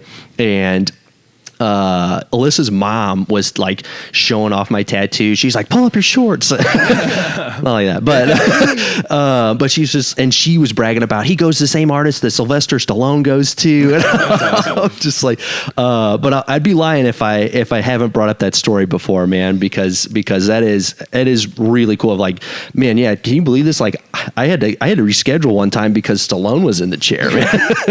Stallone. Yeah, it was cool. He's seen one of my clients. Apparently he had a dog that needed training, hired one of the trainers. The trainer so happened to be one of my clients. Mm-hmm. So it happened all organic. He's seen the work, decided he likes the work. I want to work with this guy. Let that guy know. I'm going to be calling him soon. Give me the info. And my client called me, and he was like, yeah, he said he's going to call you here in like 20 minutes. And I was like, man, there's no way. Like, get the fuck out of here. You know? Rocky's not freaking calling. What are you talking about? Yeah, and sure enough, like, man, not even like 5 minutes later, we hang up the phone. My phone's ringing, says Sly Stallone, and I'm like, damn, this thing is real. Like, okay, so let me answer it and take this call. And I don't even remember what day of the week it was, but it was like a Thursday or a Friday. And he was like, yeah, man, I want to get tattooed this Sunday. And you were in between that time frame. And I was like, holy shit, bro, I'm not even ready for this right now. I'm going to wrap my brain around this like being a thing. Yeah, so I had to process it a little bit and get everything lined up. Of course, talk to you. And everybody was supportive. Everybody allowed it to happen. So. Yeah, that's dope. Yeah, super dope. Everybody that canceled gets to tell that story now. Yeah. So yeah, definitely. It's crazy. Kevin only brings up that story like I don't know, every week. Yeah, maybe I don't. Dude, I have a hard time, and like random people ask me about my tattoos. It's so funny, man. Now that I've gotten like, especially with these being like newer, like people would be like, "Man, I like your tattoos," and I always ask, but I know the answer. I'm like, "Oh, leg tattoos or arm tattoos?" I'm like, "I didn't even realize you had a sleeve, man." I'm just looking at your leg tattoos, and I have a hard time not telling them like He does the same tattoos as Stallone. I have to hold myself back, man. You ever heard of him, Rambo, Rocky? You might know him. You maybe seen him in movies or something. Yeah. Man, were you nervous when he was coming in, or like even just talking to him on the phone? I feel like I'd be nervous. I feel like it's one of those things though too. You kind of like you're just another day at the shop, like you're just kind of like getting back to it. I would say it's much like a sport or something you really care about. You get stage fright at first, and then once you're on stage or you're performing, you're in the game. Game's on. Yep. You're performing at your best. You're playing the game you've always played. Yeah. So do you get that even just tattooing just locals here? It depends. Whenever I'm really passionate or I really, really like want to perform on those pieces, I still get nervous because, it's that warm up, that stage fright. Nervous to get on stage. Oh my God, I got to do it. And once you do it, you're there. Yeah. I feel like if you didn't have that though, it might start to kind of get a little boring and repetitive though. Like it shows that you're genuinely excited about the piece though. For sure. You want like you mentioned earlier about Sam, like he was so excited halfway through it. And then whenever the doubt started taking place and the client not making it, it's like an emotional roller coaster. You start going down. You're like, oh my God, man, I really wanted this. I wanted it so bad I could taste it. And it's about to slip away. Yeah. You don't want that to go. Sam's comfortable now. He's like, he's in his groove. He can see it all coming together. For sure. So, it's a lot of pressure. Yeah. That's fun. That's part of the fun, though, I have to imagine. Yeah. It is. It's really satisfying whenever it's over. You're like, oh my God, I made it through all that pressure, all that like doubt or that whatever. It was worth it. It's a really good feeling. Hell yeah, man. So another question. Alyssa would be mad if I didn't ask this on the podcast. Does your hand get tired tattooing? It takes conditioning. Makes sense. For the long hours that we put in, most of the guys at my shop, almost everybody, they work their ass off. They do 6-8 hour sessions. Yeah. So the newbies kind of complain. Their wrist hurts or their hands, their fingers. Yeah. I feel like my back would hurt more than anything. And my neck, like being all bent over. Right there, man. You do have to be in weird positions too. Again, not just you're not at a desk with a piece of paper. Yeah. Huh. They say like dentists and stuff like people who are in that like position a lot have like terrible like neck and shoulders and backs. And I'm sure it's not much different with like tattoo artists and stuff. You got to think like your whole career is kind of like all shrimp bodied. It does suck at the end of the day. Yeah, when the day's over, you're like, oh my God, this feels so good. Oh, Yeah.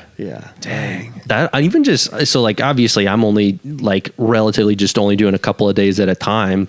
But like that's honestly some things that like bother me more than getting tattooed. Sometimes it's just sitting in weird positions, like putting all the weight on your hip. Yeah, like you can like lay down and put your leg over, and like that's not too bad. But after sitting there for 2 hours, you're like, dude, this hurts. Yeah. Like, for sure. That's like I was saying, like when I had my just head staring at the ceiling, and it's like there was a light or something above me, and I'm like, this is gonna suck. Yeah. And it's like, oh yeah, just getting stabbed in the chest 500,000 times. That's one way to look at it. Yeah. I've heard the chest is bad. The chest was not fun. When it was really funny because I went back and he's done so many of my tattoos, so it's kind of like we'll work on a lot of this, and then we'll kind of that's something else and something else, like whatever. And I came back like the next time, and like my leg and my arm was shaved, but my chest wasn't. And he's like, you didn't prep your chest? I'm like, nope, sure didn't. Whoops, it looks like we're going on something else. Like, yep, not doing that. I did like 2 pretty long sessions on my chest, and I've not touched it since. You need to. You just got like one pec done, right? Yeah, that shit sucked. Got the nipple gone over. Oh my god, your whole body sweats. Like it starts leaking. Yeah. Thomas, you got your nips done? Nope, we just missed him. Thank goodness. Yeah, no, my like, because I have a big elk on my chest, and it like just. Oh yeah, that middle still sucks. Oh, it like it goes all the way down to here, so it's like all and then up on my neck, and so it's like the collarbone is fun, but dude, just like flat of your chest, man, it's just that hurts, man, because like not to be gross, but you've got like a pimple on your chest, and then you like pop it, and you're like, shit, that hurt. It's like that for like 8 hours. Yeah, it's intense, man. Dude, I don't know if I'm super tempted to get any chest pieces anytime soon. I am like, one of the ones that people talk to me about is they're like, oh, Thomas, you ever going to get your back done like anymore? And I'm like, I don't know. I don't think I am. I don't think I'm not like, I appreciate a big back tattoo, but it's like, I don't know. One, I feel like the back would hurt. I know it hurts, but like I have just my one and like some on my shoulder there, but it's like, man, I'm going to sit through all that and then I can't even look at it. I don't know if I'm in on this. That's a good point. You were saying that last time. It's like, obviously, most people at your shop are pretty covered, but I think you were going through all the artists and like nobody has a back piece. Yeah, no one does. My girl does. So I get to see hers, but she don't ever get to enjoy it. You never get to see. I forget that I have the tattoo on my back because I literally cannot see it, and so it's like I have only seen pictures or it in like a reflection. That's it. That's all I've ever seen of it, and so I'm always like I'll literally have like Laurel like take a picture of it and be like, what does this look like? I totally forget. Like, how faded is it? I don't even know, And so I just feel like sitting through all of that. Imagine like sitting through like hours, 2 straight days, and probably for a back piece too, you'd probably be like 4 sessions, like have your whole back covered. And then they'd be like, okay, you're done. And you're like, okay. Dope. I hope. Take a picture of it, I guess, and let me take a look at it. I don't know if I'm in on that, man. Dude, there are some back pieces that look really, really cool. It's like the perfect canvas. I feel like for tattoos. I don't know that I'm bullshitting when I say that, but it's like it seems like logically it would be like a relatively flat, like big area. Yeah, you do a lot of cool stuff. Like we know people like Derek Wackerly's whole back is like a whole St. Louis theme. Like and like is it really? Mm-hmm. Yeah, Joey did it. It was his whole back is covered. Every inch. Wow. And it's like, and I'm like, oh, okay, and that's cool. And I think it looks cool. But like, I don't know. Like, I feel like there's obviously a part of me that like gets tattoos because I think they look cool. But like, I don't think I get tattoos because I think it makes me look cool. Does that make sense? Where it's like, so if I can't see it, like, I don't see the point in it. You know what I mean? Yeah. Like, I like to visually look at it. Where it's like, if it was something that only somebody else could see on me, I'd be like, oh, I don't really give a shit. Like, if they think I look cool, like, I want to think it looks cool. I get that. As like I said, I've definitely seen some like cool back pieces. Zach did a really cool one of a bunch of like 90s, early 2000s hip hop artists. Yeah, that's sick. Who all did it have on it? It was like Tupac, Biggie, Snoop, Eminem, and then Dr. Dre. That's dope. Your portraits are crazy, man. Thank you, sir. Yeah, Thank you. Dude, especially when you get into the color ones, and I know we talked about this last time I was in there. I personally like to wear black and gray a lot more, but your color pieces are just unreal. Like there's a picture of someone that got, you'll probably know which one I'm talking about, but a softball and then a skyline and a handful of other things. This softball, it's in color. Looks legitimately like you like printed off something on like photo paper and just like taped it to their arm, man. It's wild how real that looks, man. How was there a learning curve to figuring out color and skin? Yeah, because once you understand color theory, you have to learn how to exaggerate it. In skin, it's not the same. Obviously, like a painting or a drawing. Right. Just learning from failures. Yeah. Is it so like the one thing that kind of like gets me or it has me curious is when you're painting, you obviously have the ability, I guess it would be kind of similar, but you have the ability to kind of mix and blend colors when you're painting. But with tattooing, you're only hitting one tiny little spot, so you have to have like if something fades from like a yellow to a white, do you have to have like every shade in between to make that fade correct? Yeah, you would at least want like 5, if that makes sense. Mm-hmm. Yeah, 5 blues, 5 reds, 5 of anything, as to where, like you said, in painting or something else, you could almost mix that shit. Right. Yeah. It's a lot easier. Use your brush strokes to kind to kind of fade it. Yep. I have seen a lot of your color stuff that is so sick too. Yeah. They're all dope. Where is Kevin, this is a question for you. Where is like, I don't know what the right way to describe this is, but where is like somewhere you want a tattoo that would still be deemed like a little controversial?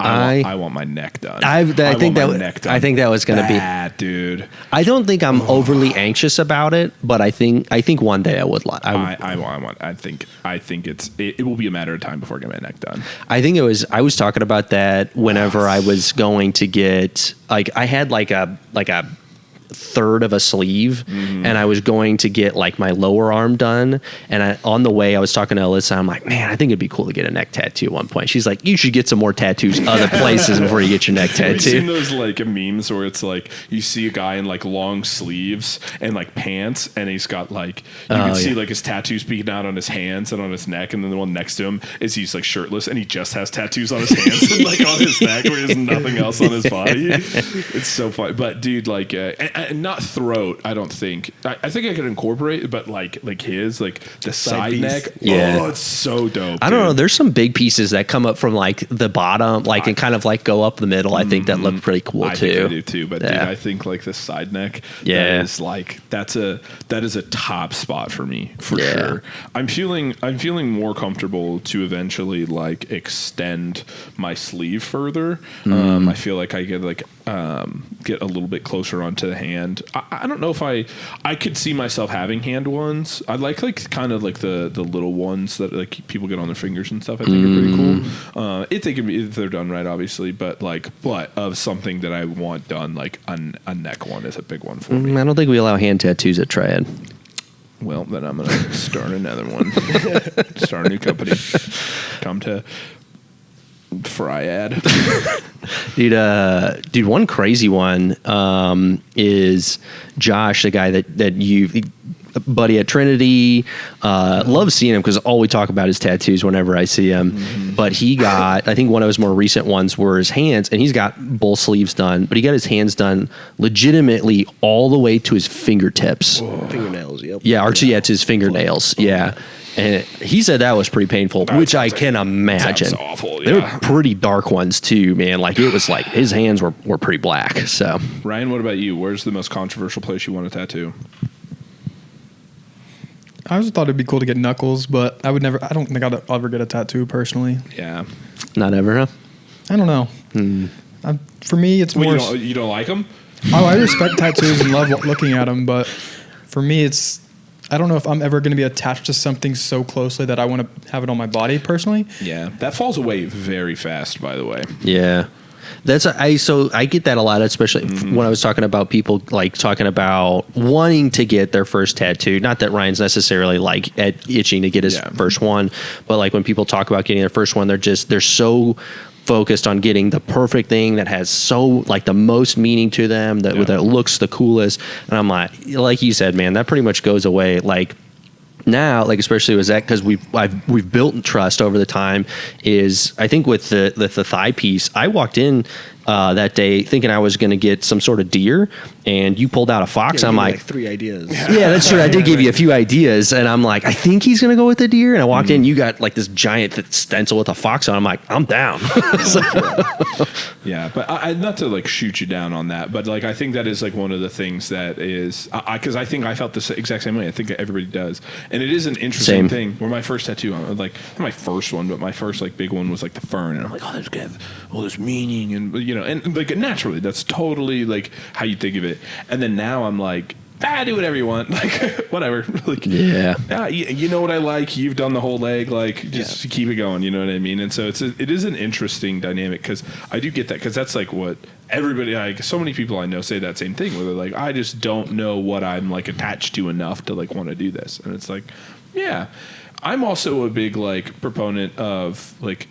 Most of my tattoos don't necessarily have meaning because like meanings change too. Like things that like represent, like it's, you know, if I listened to an album that I loved in high school, like at that time it might have meant something big to me, and now it's like I listened to that in high school. You know what I mean? Like, what inspires you then, it doesn't inspire you now. Right. But it's like, but if I like the art, I will always like the art. You know what I mean? Besides, like, I've just stared at it so much, and there's like angles and things I look at, but I'm like, I genuinely appreciate like the art. It's like, well, I can't really like, besides like having phases of like maybe wishing it was something slightly different or whatever, I will always appreciate the art of it. And so it's like, this doesn't have like most of my, pretty much nothing has a meaning on mine. So it's like, yeah, but I appreciate the art. So it's like, I think I'll always like it then.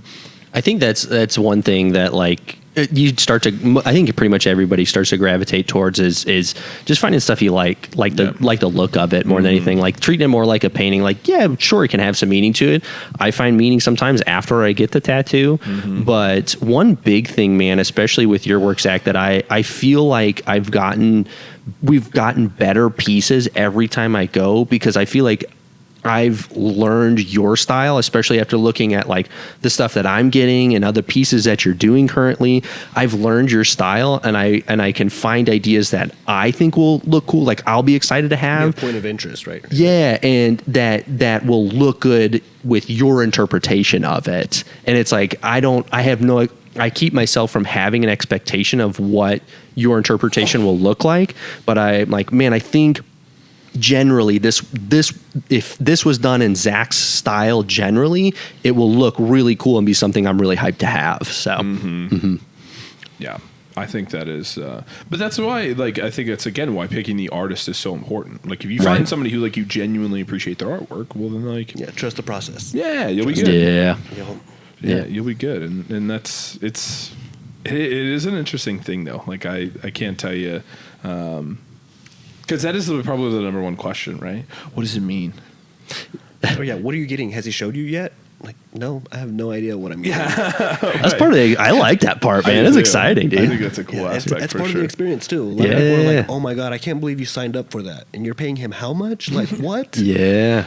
Yeah. It's gonna be dope. Dude, if you're gonna be more controlling than that, then maybe tattoos aren't a great idea right now, man. Like you need to be able to like mentally go into it with a little bit more relaxed attitude. So you'll get a better tattoo that way. For sure. And that's what I try and explain is, if you let the artist do your thing, you get a better piece of work, man.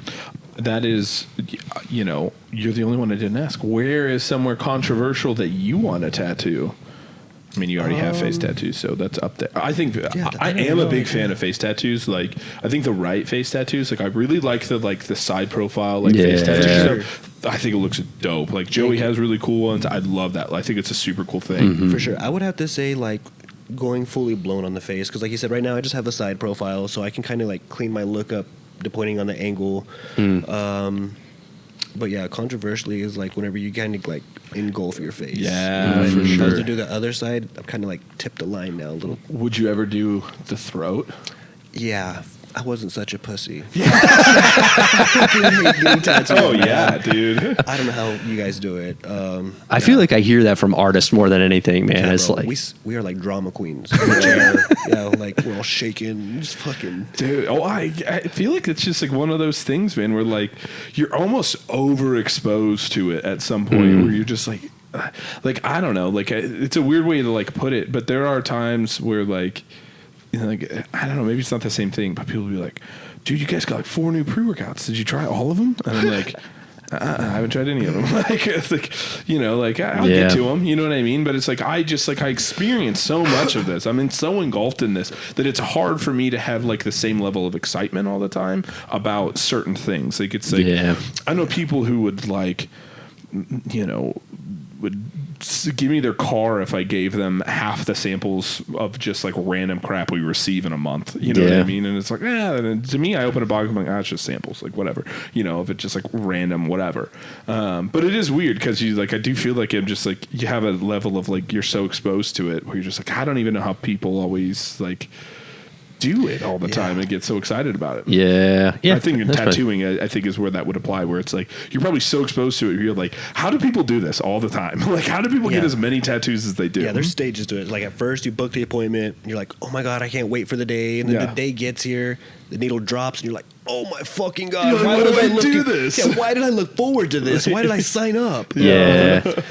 Yeah, and then it's over, you're like, oh man, that looks so fucking cool. Yeah. A month later, you forget they're paying, you're like, I think I want to do it again. Yeah. Sign up for another. That's exactly how you're like, you know what? I don't think it was that bad. Yeah. And then you like that first drag, you're just You like, drop the needle again. You're just, oh shit. and you're like, oh man, this sucks. Like this hurts a lot. Yeah. That's hilarious. I think the only time that I've ever like really second guessed like what the fuck am I doing here was the back of the calf. The skin is really shallow, super thin. Anybody that has a decent sized calf, the skin gets pulled tight. Yeah. So why was it a problem for you then? Roast. But dude, I was again. That was a second day, and I'm sitting there with like my head in my head in my arms, and I'm just like grimacing, and like I think like my face had been pressed in my arm so long that it was like making like lines on my face, and it's my face is all red. And I think Tyreek was he came by and he was like, hey, how you doing, man? And I looked up at him and he's like, oh, you're going through it, aren't you? You were having a bad time right now. I was legitimately sitting there thinking, I'm like, why the fuck am I doing this? For real, that is literally, I think I've had that thought a number of times. Like, why do I do this? I'll even look at like when it's been Joey, I'll just be like, Joey, why do I do this? And I'm like, I don't know, man. I'm like, I don't know, I'm here. All right. I booked it and paid, so let's go. Yeah. And then you finish up and then like, dude, I honestly, I forget by the time I'm leaving, I'm like, fuck yeah, this looks awesome, man. Like sign me up for the next one, man. It's been, I haven't gotten a tattoo in over 2 years.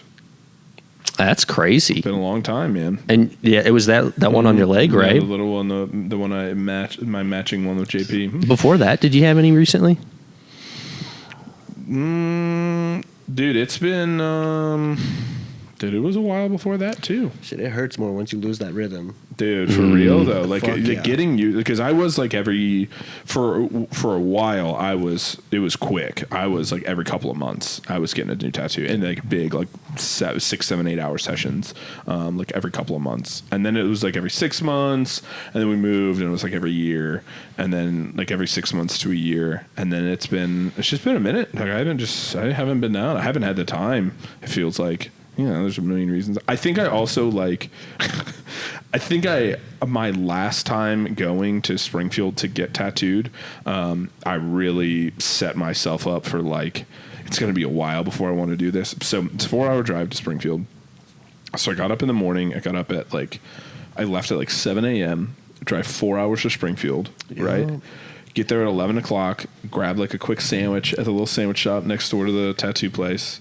Grab a sandwich, get in there 11:30 or so. Like Joey's like, okay, what's up? We start talking and kind of figuring stuff out.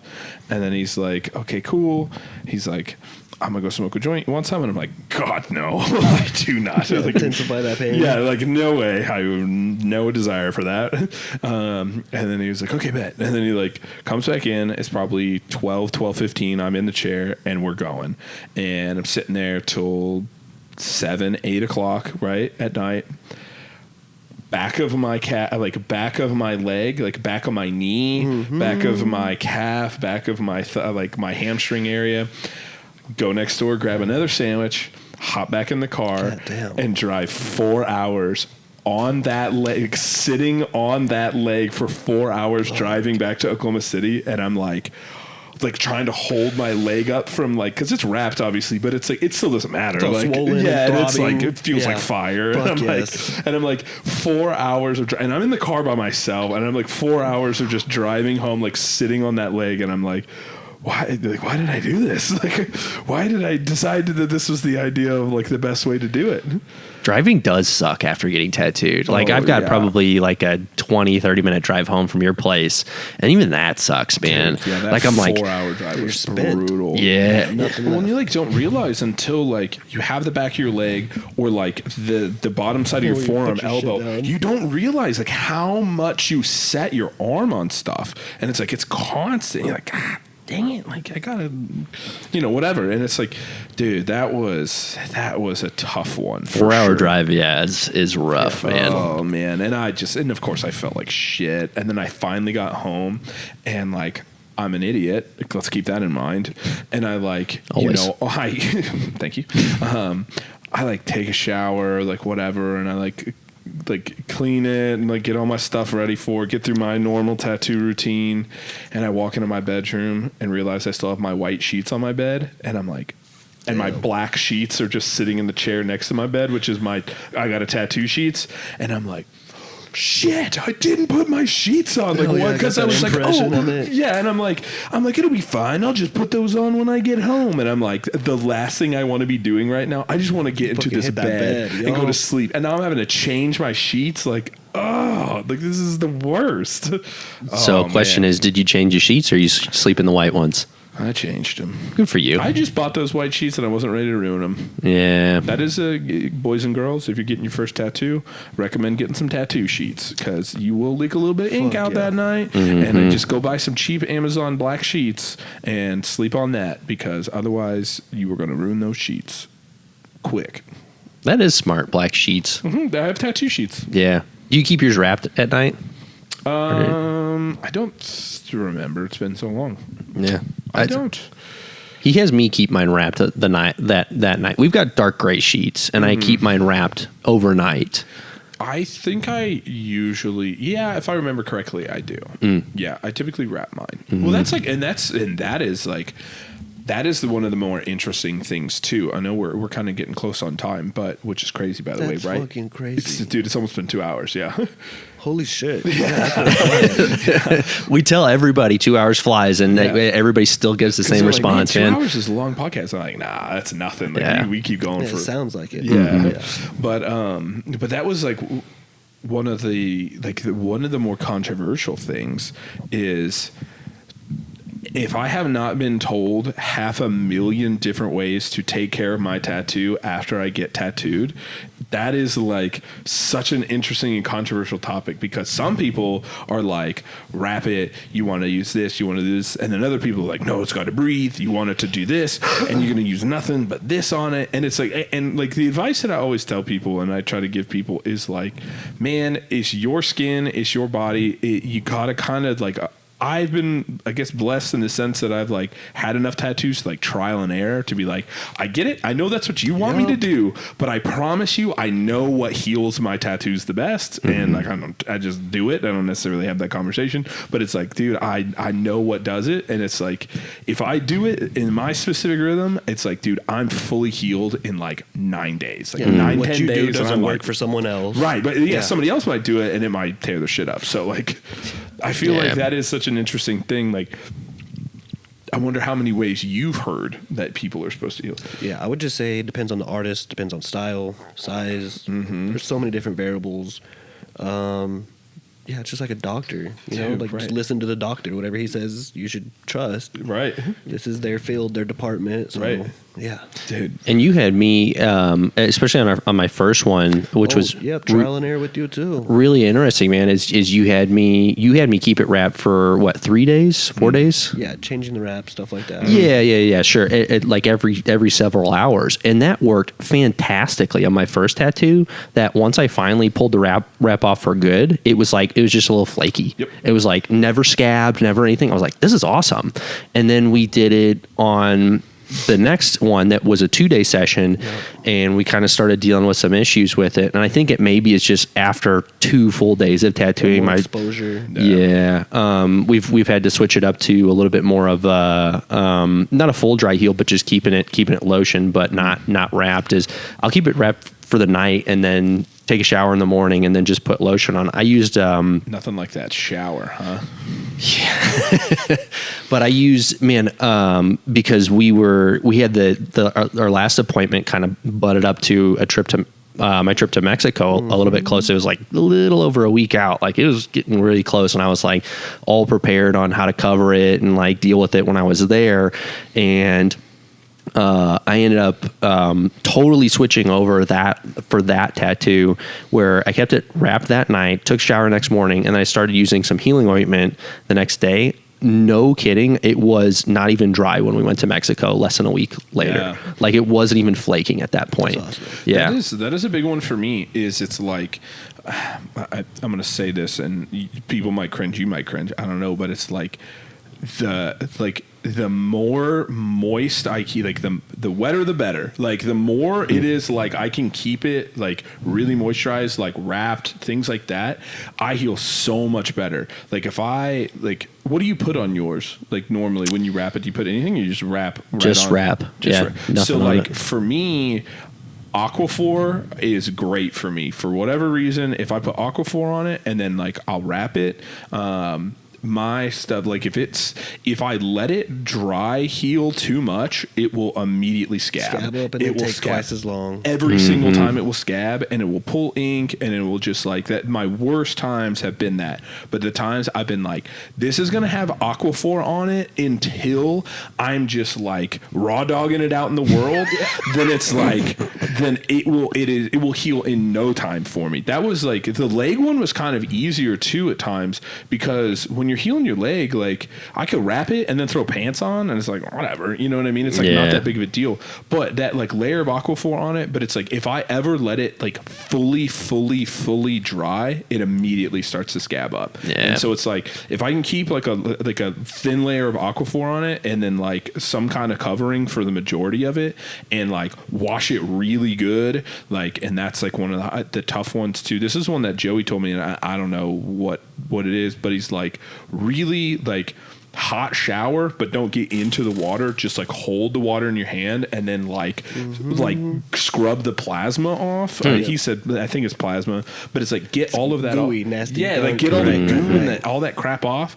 Dude, it hurts like like no one's business, right? When you got like real hot water. But dude, that and then Aquaphor, wrap, and then repeat, and it's like I will heal. Same kind of thing. It's like a week. I'm like, okay, cool. It's a little itchy, and it might flake. Like I'll have like a little bit of dry skin stuff, but like thin layer Aquaphor, and I'm like, I'm not even worried about it anymore. It's done. But it's like, dude, if I let one just like dry heal and was just like, I'll just throw some Lubriderm on there or whatever. And I was like, that's the worst healing tattoo I've ever had personally. But I get it. People are different. Tattoo figure it artists out are for different. yourself. Yeah. No, that was nice about healing. Like you gave me like very specific protocol, and then when it wasn't the second time, when it wasn't working the way it did the first time, you were on the phone with me every day. Hey, how's it doing? Let's switch to this, do this, get this, and walked me kind of through the healing process as well. You didn't just let me fend for myself. Yeah, so for sure. Yeah, I like that. That is such an important. It's a thing. learning experience for me too. Yeah. I learned from you guys. So yeah. It's a practice. I think that's one thing that I really appreciate about you in this whole scenario is like, and it's no shame on anybody or how I guess they do things, but like one of the things I truly do appreciate you is your like relational aspect that you build with your clients. It is like you two are very much a team to like get this, and not like from the start to the finish line. And the finish line is like, dude, I'm here through healing. I'm here through whatever. Because again, at the end of the day, it always blows my mind when I like talk to tattoo artists or people who like their tattoo artist is not like that, and I'm like, why would they want to like not help like something they produce look the best that it can? You know what I mean? Fuck yeah. they're probably planning on coming back. Yeah, so right. It's like, I'm gonna see you again. right. It's like I wouldn't want like if I like somebody had a real shittily healed tattoo because I didn't help, they'd be like, oh yeah, Palmas did this. I'd be like, oh shit, like you know what I mean? Like that's that would be a tough thing. I feel like I'd want to be there. But anyway, that is just like a kudos to you of like every time I've heard of like the people I know who you tattoo or whatever, like everything I always hear is just like how relational you are throughout the whole process of like coming together with the ideas, building it, getting it together, the tattooing itself, and then like all the way through the healing process. I do think that is a definite like reflection of the success that you've seen is because of the like time and effort, the give a shit that you put into each one of them. Yeah, thank you, man. It's not for everyone. Just because some people do want to have like a micromanage experience with their tattoo. And that isn't my experience, so that I can't give you your best experience because you want it your way. I don't know how to like give you that experience, the best of it. I only know how to give you the best of my experience. So if you're okay with my experience, then we can become a team. And yeah, like you said, it's that teamwork from the start to finish. Yeah, I want you there with me the whole way because you were willing to trust me. So I'm going to build this relationship with you. So yeah, it's just not for everyone. But the people that do sign up for it, obviously love it. So Hell yeah, dude. Well, can't say enough good things about you as an artist and your shop, man. I was blown away right from the start, man. One thing that was very unique to you was when reaching out, which you mentioned before, if people are interested in getting a tattoo, they should email you with an inquiry. And I did that, and you responded back with a very detail oriented, hey, this is how I book. Here's my rates. Here's how we get started, and walk me through step by step on like, here, if you're serious about this is what will happen next. And we had a consultation over the phone on what I was wanting to get. You asked me, it seemed like you had a list of questions of like, I need to make sure I ask all of these detailed questions, and gave me a heads up. Hey, I won't start the work until a couple of weeks out, so that it's fresh in my mind, but it still gives me enough time. And then I'll show you work on day of, and just, it was nice to get that experience, because I don't know that that's overly common in the tattoo industry. So it was really cool of like, man, I just feel like I'm being taken care of. Like, he cares about all the details of the tattoo that I'm going to get. So it gave me a lot of confidence going into it. And walking into the shop, like I said, man, I walk into the shop and I get to see, the guys I, see every couple of months, and it's a good atmosphere. It's a lot of fun, man. So, I've had a decent amount of people ask me where I get my tattoos and reach out to me about contact. And, I always kind of like, hey, here's his Instagram and his email, man. He wants you to email for inquiries. So I don't know if you've had a lot of people from that, but I've had genuine people, like people genuinely coming to me and asking me about you as an artist, man. I've passed them your way and can't have enough good things to say about you. So thank you. Yeah. So if we haven't said it already, it's on his shirt, Creative Tattoos. Really, really cool shop. Zach is obviously very talented. He's got a ton of really talented artists in there that have all a little bit different style to them. Which is good. Absolutely. One more time, what's the email address that people should... It's Zach Spirit. It's ZAC Spirit @gmail.com. Yeah, just like you said, you send the email and you'll get the whole list provided to you, the rates, how to get in. And then if you decide to sign up, we'll just go into further detail. Yeah. And I'll kind of use this, we're kind of at our 2-hour mark anyway. So to just kind of like continue to wrap things up, and obviously I think this goes without saying, but just to kind of touch on it as well. I know we've talked a lot about tattooing and just being a tattoo artist and all that kind of stuff in general on this podcast today. But one of the things that I don't want to go underappreciated is like every time I've ever talked to you, dude, you're just a super dope dude. Like, I just genuinely think you're a cool guy. So like as much as, we've talked, and Kevin and I have been able to kind of fangirl about like tattooing and like all the cool stuff that comes along with that, man. Every interaction I've ever had with you, whether it was in the store or at your shop or whatever, even tonight, man, it's just been a continued double down on like, man, I just really like Zach. Like, he's just a dope dude, man. So you're always super real and super down to earth. And like, I just appreciate you, not just for obviously your like talent and tattooing, but like just like who you are as a person. It's been cool getting to know you over the last like few years. I know we don't see each other as much as we did back when I was in Norman.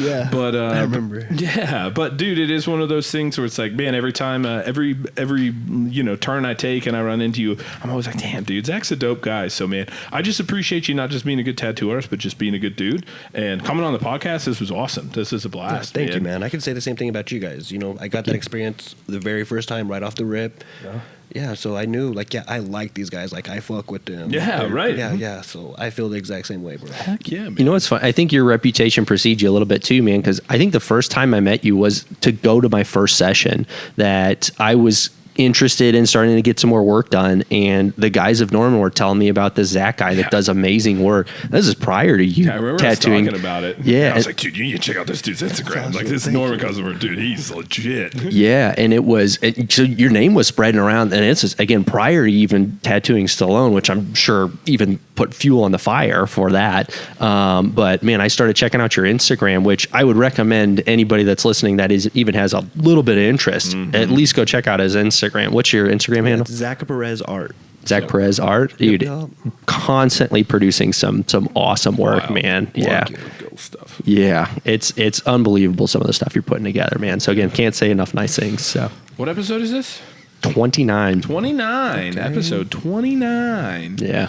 Man, Well, dang. Well, this was a blast, dude. Yeah, this it's an was honor. fun. Thank you guys for having me. Dude, for real, man. We're fuck happy to, dude, again, just have you on here and just, man, I think this is the coolest part for Kevin and I when it comes to the podcast, you know, like, obviously it's cool to like have the podcast and everything, but it's also cool to just get to pick people that we like, that we just want to sit down and talk to. Yeah, you know what I mean? awesome. Like we just get to like, hey, we want to hang out with Zach. Like, hell yeah, dude, that's super dope. So yeah, man, this has been a blast, and check him out. If you guys need a tattoo and you want something badass, double check him out. But yeah, that's all I got. Kevin, you got anything? No, Zach, do you have anything else that you wanted to share? Nah, man. Thank you guys again. Like, yeah, holy man. shit. We know you're a busy guy, so you mean not just tattooing, but running the whole shop. So That's it, man. appreciate you making the time and coming to hang out with us. I appreciate you being excited about it, man. Too. Yeah, He was definitely. telling me that you were really stoked about it being able to come on, and I was like, dude, that's cool. That always makes me feel good. Yeah. So. Yeah. Yeah, this is new, so this is cool. Yeah, Dude, you did great too. By the Oh way. yeah, absolutely. You killed it. Cool. Yeah, You killed it. yeah, So. absolutely. All right, guys. Episode 29. Appreciate you as always. Thanks for watching. Hell yeah.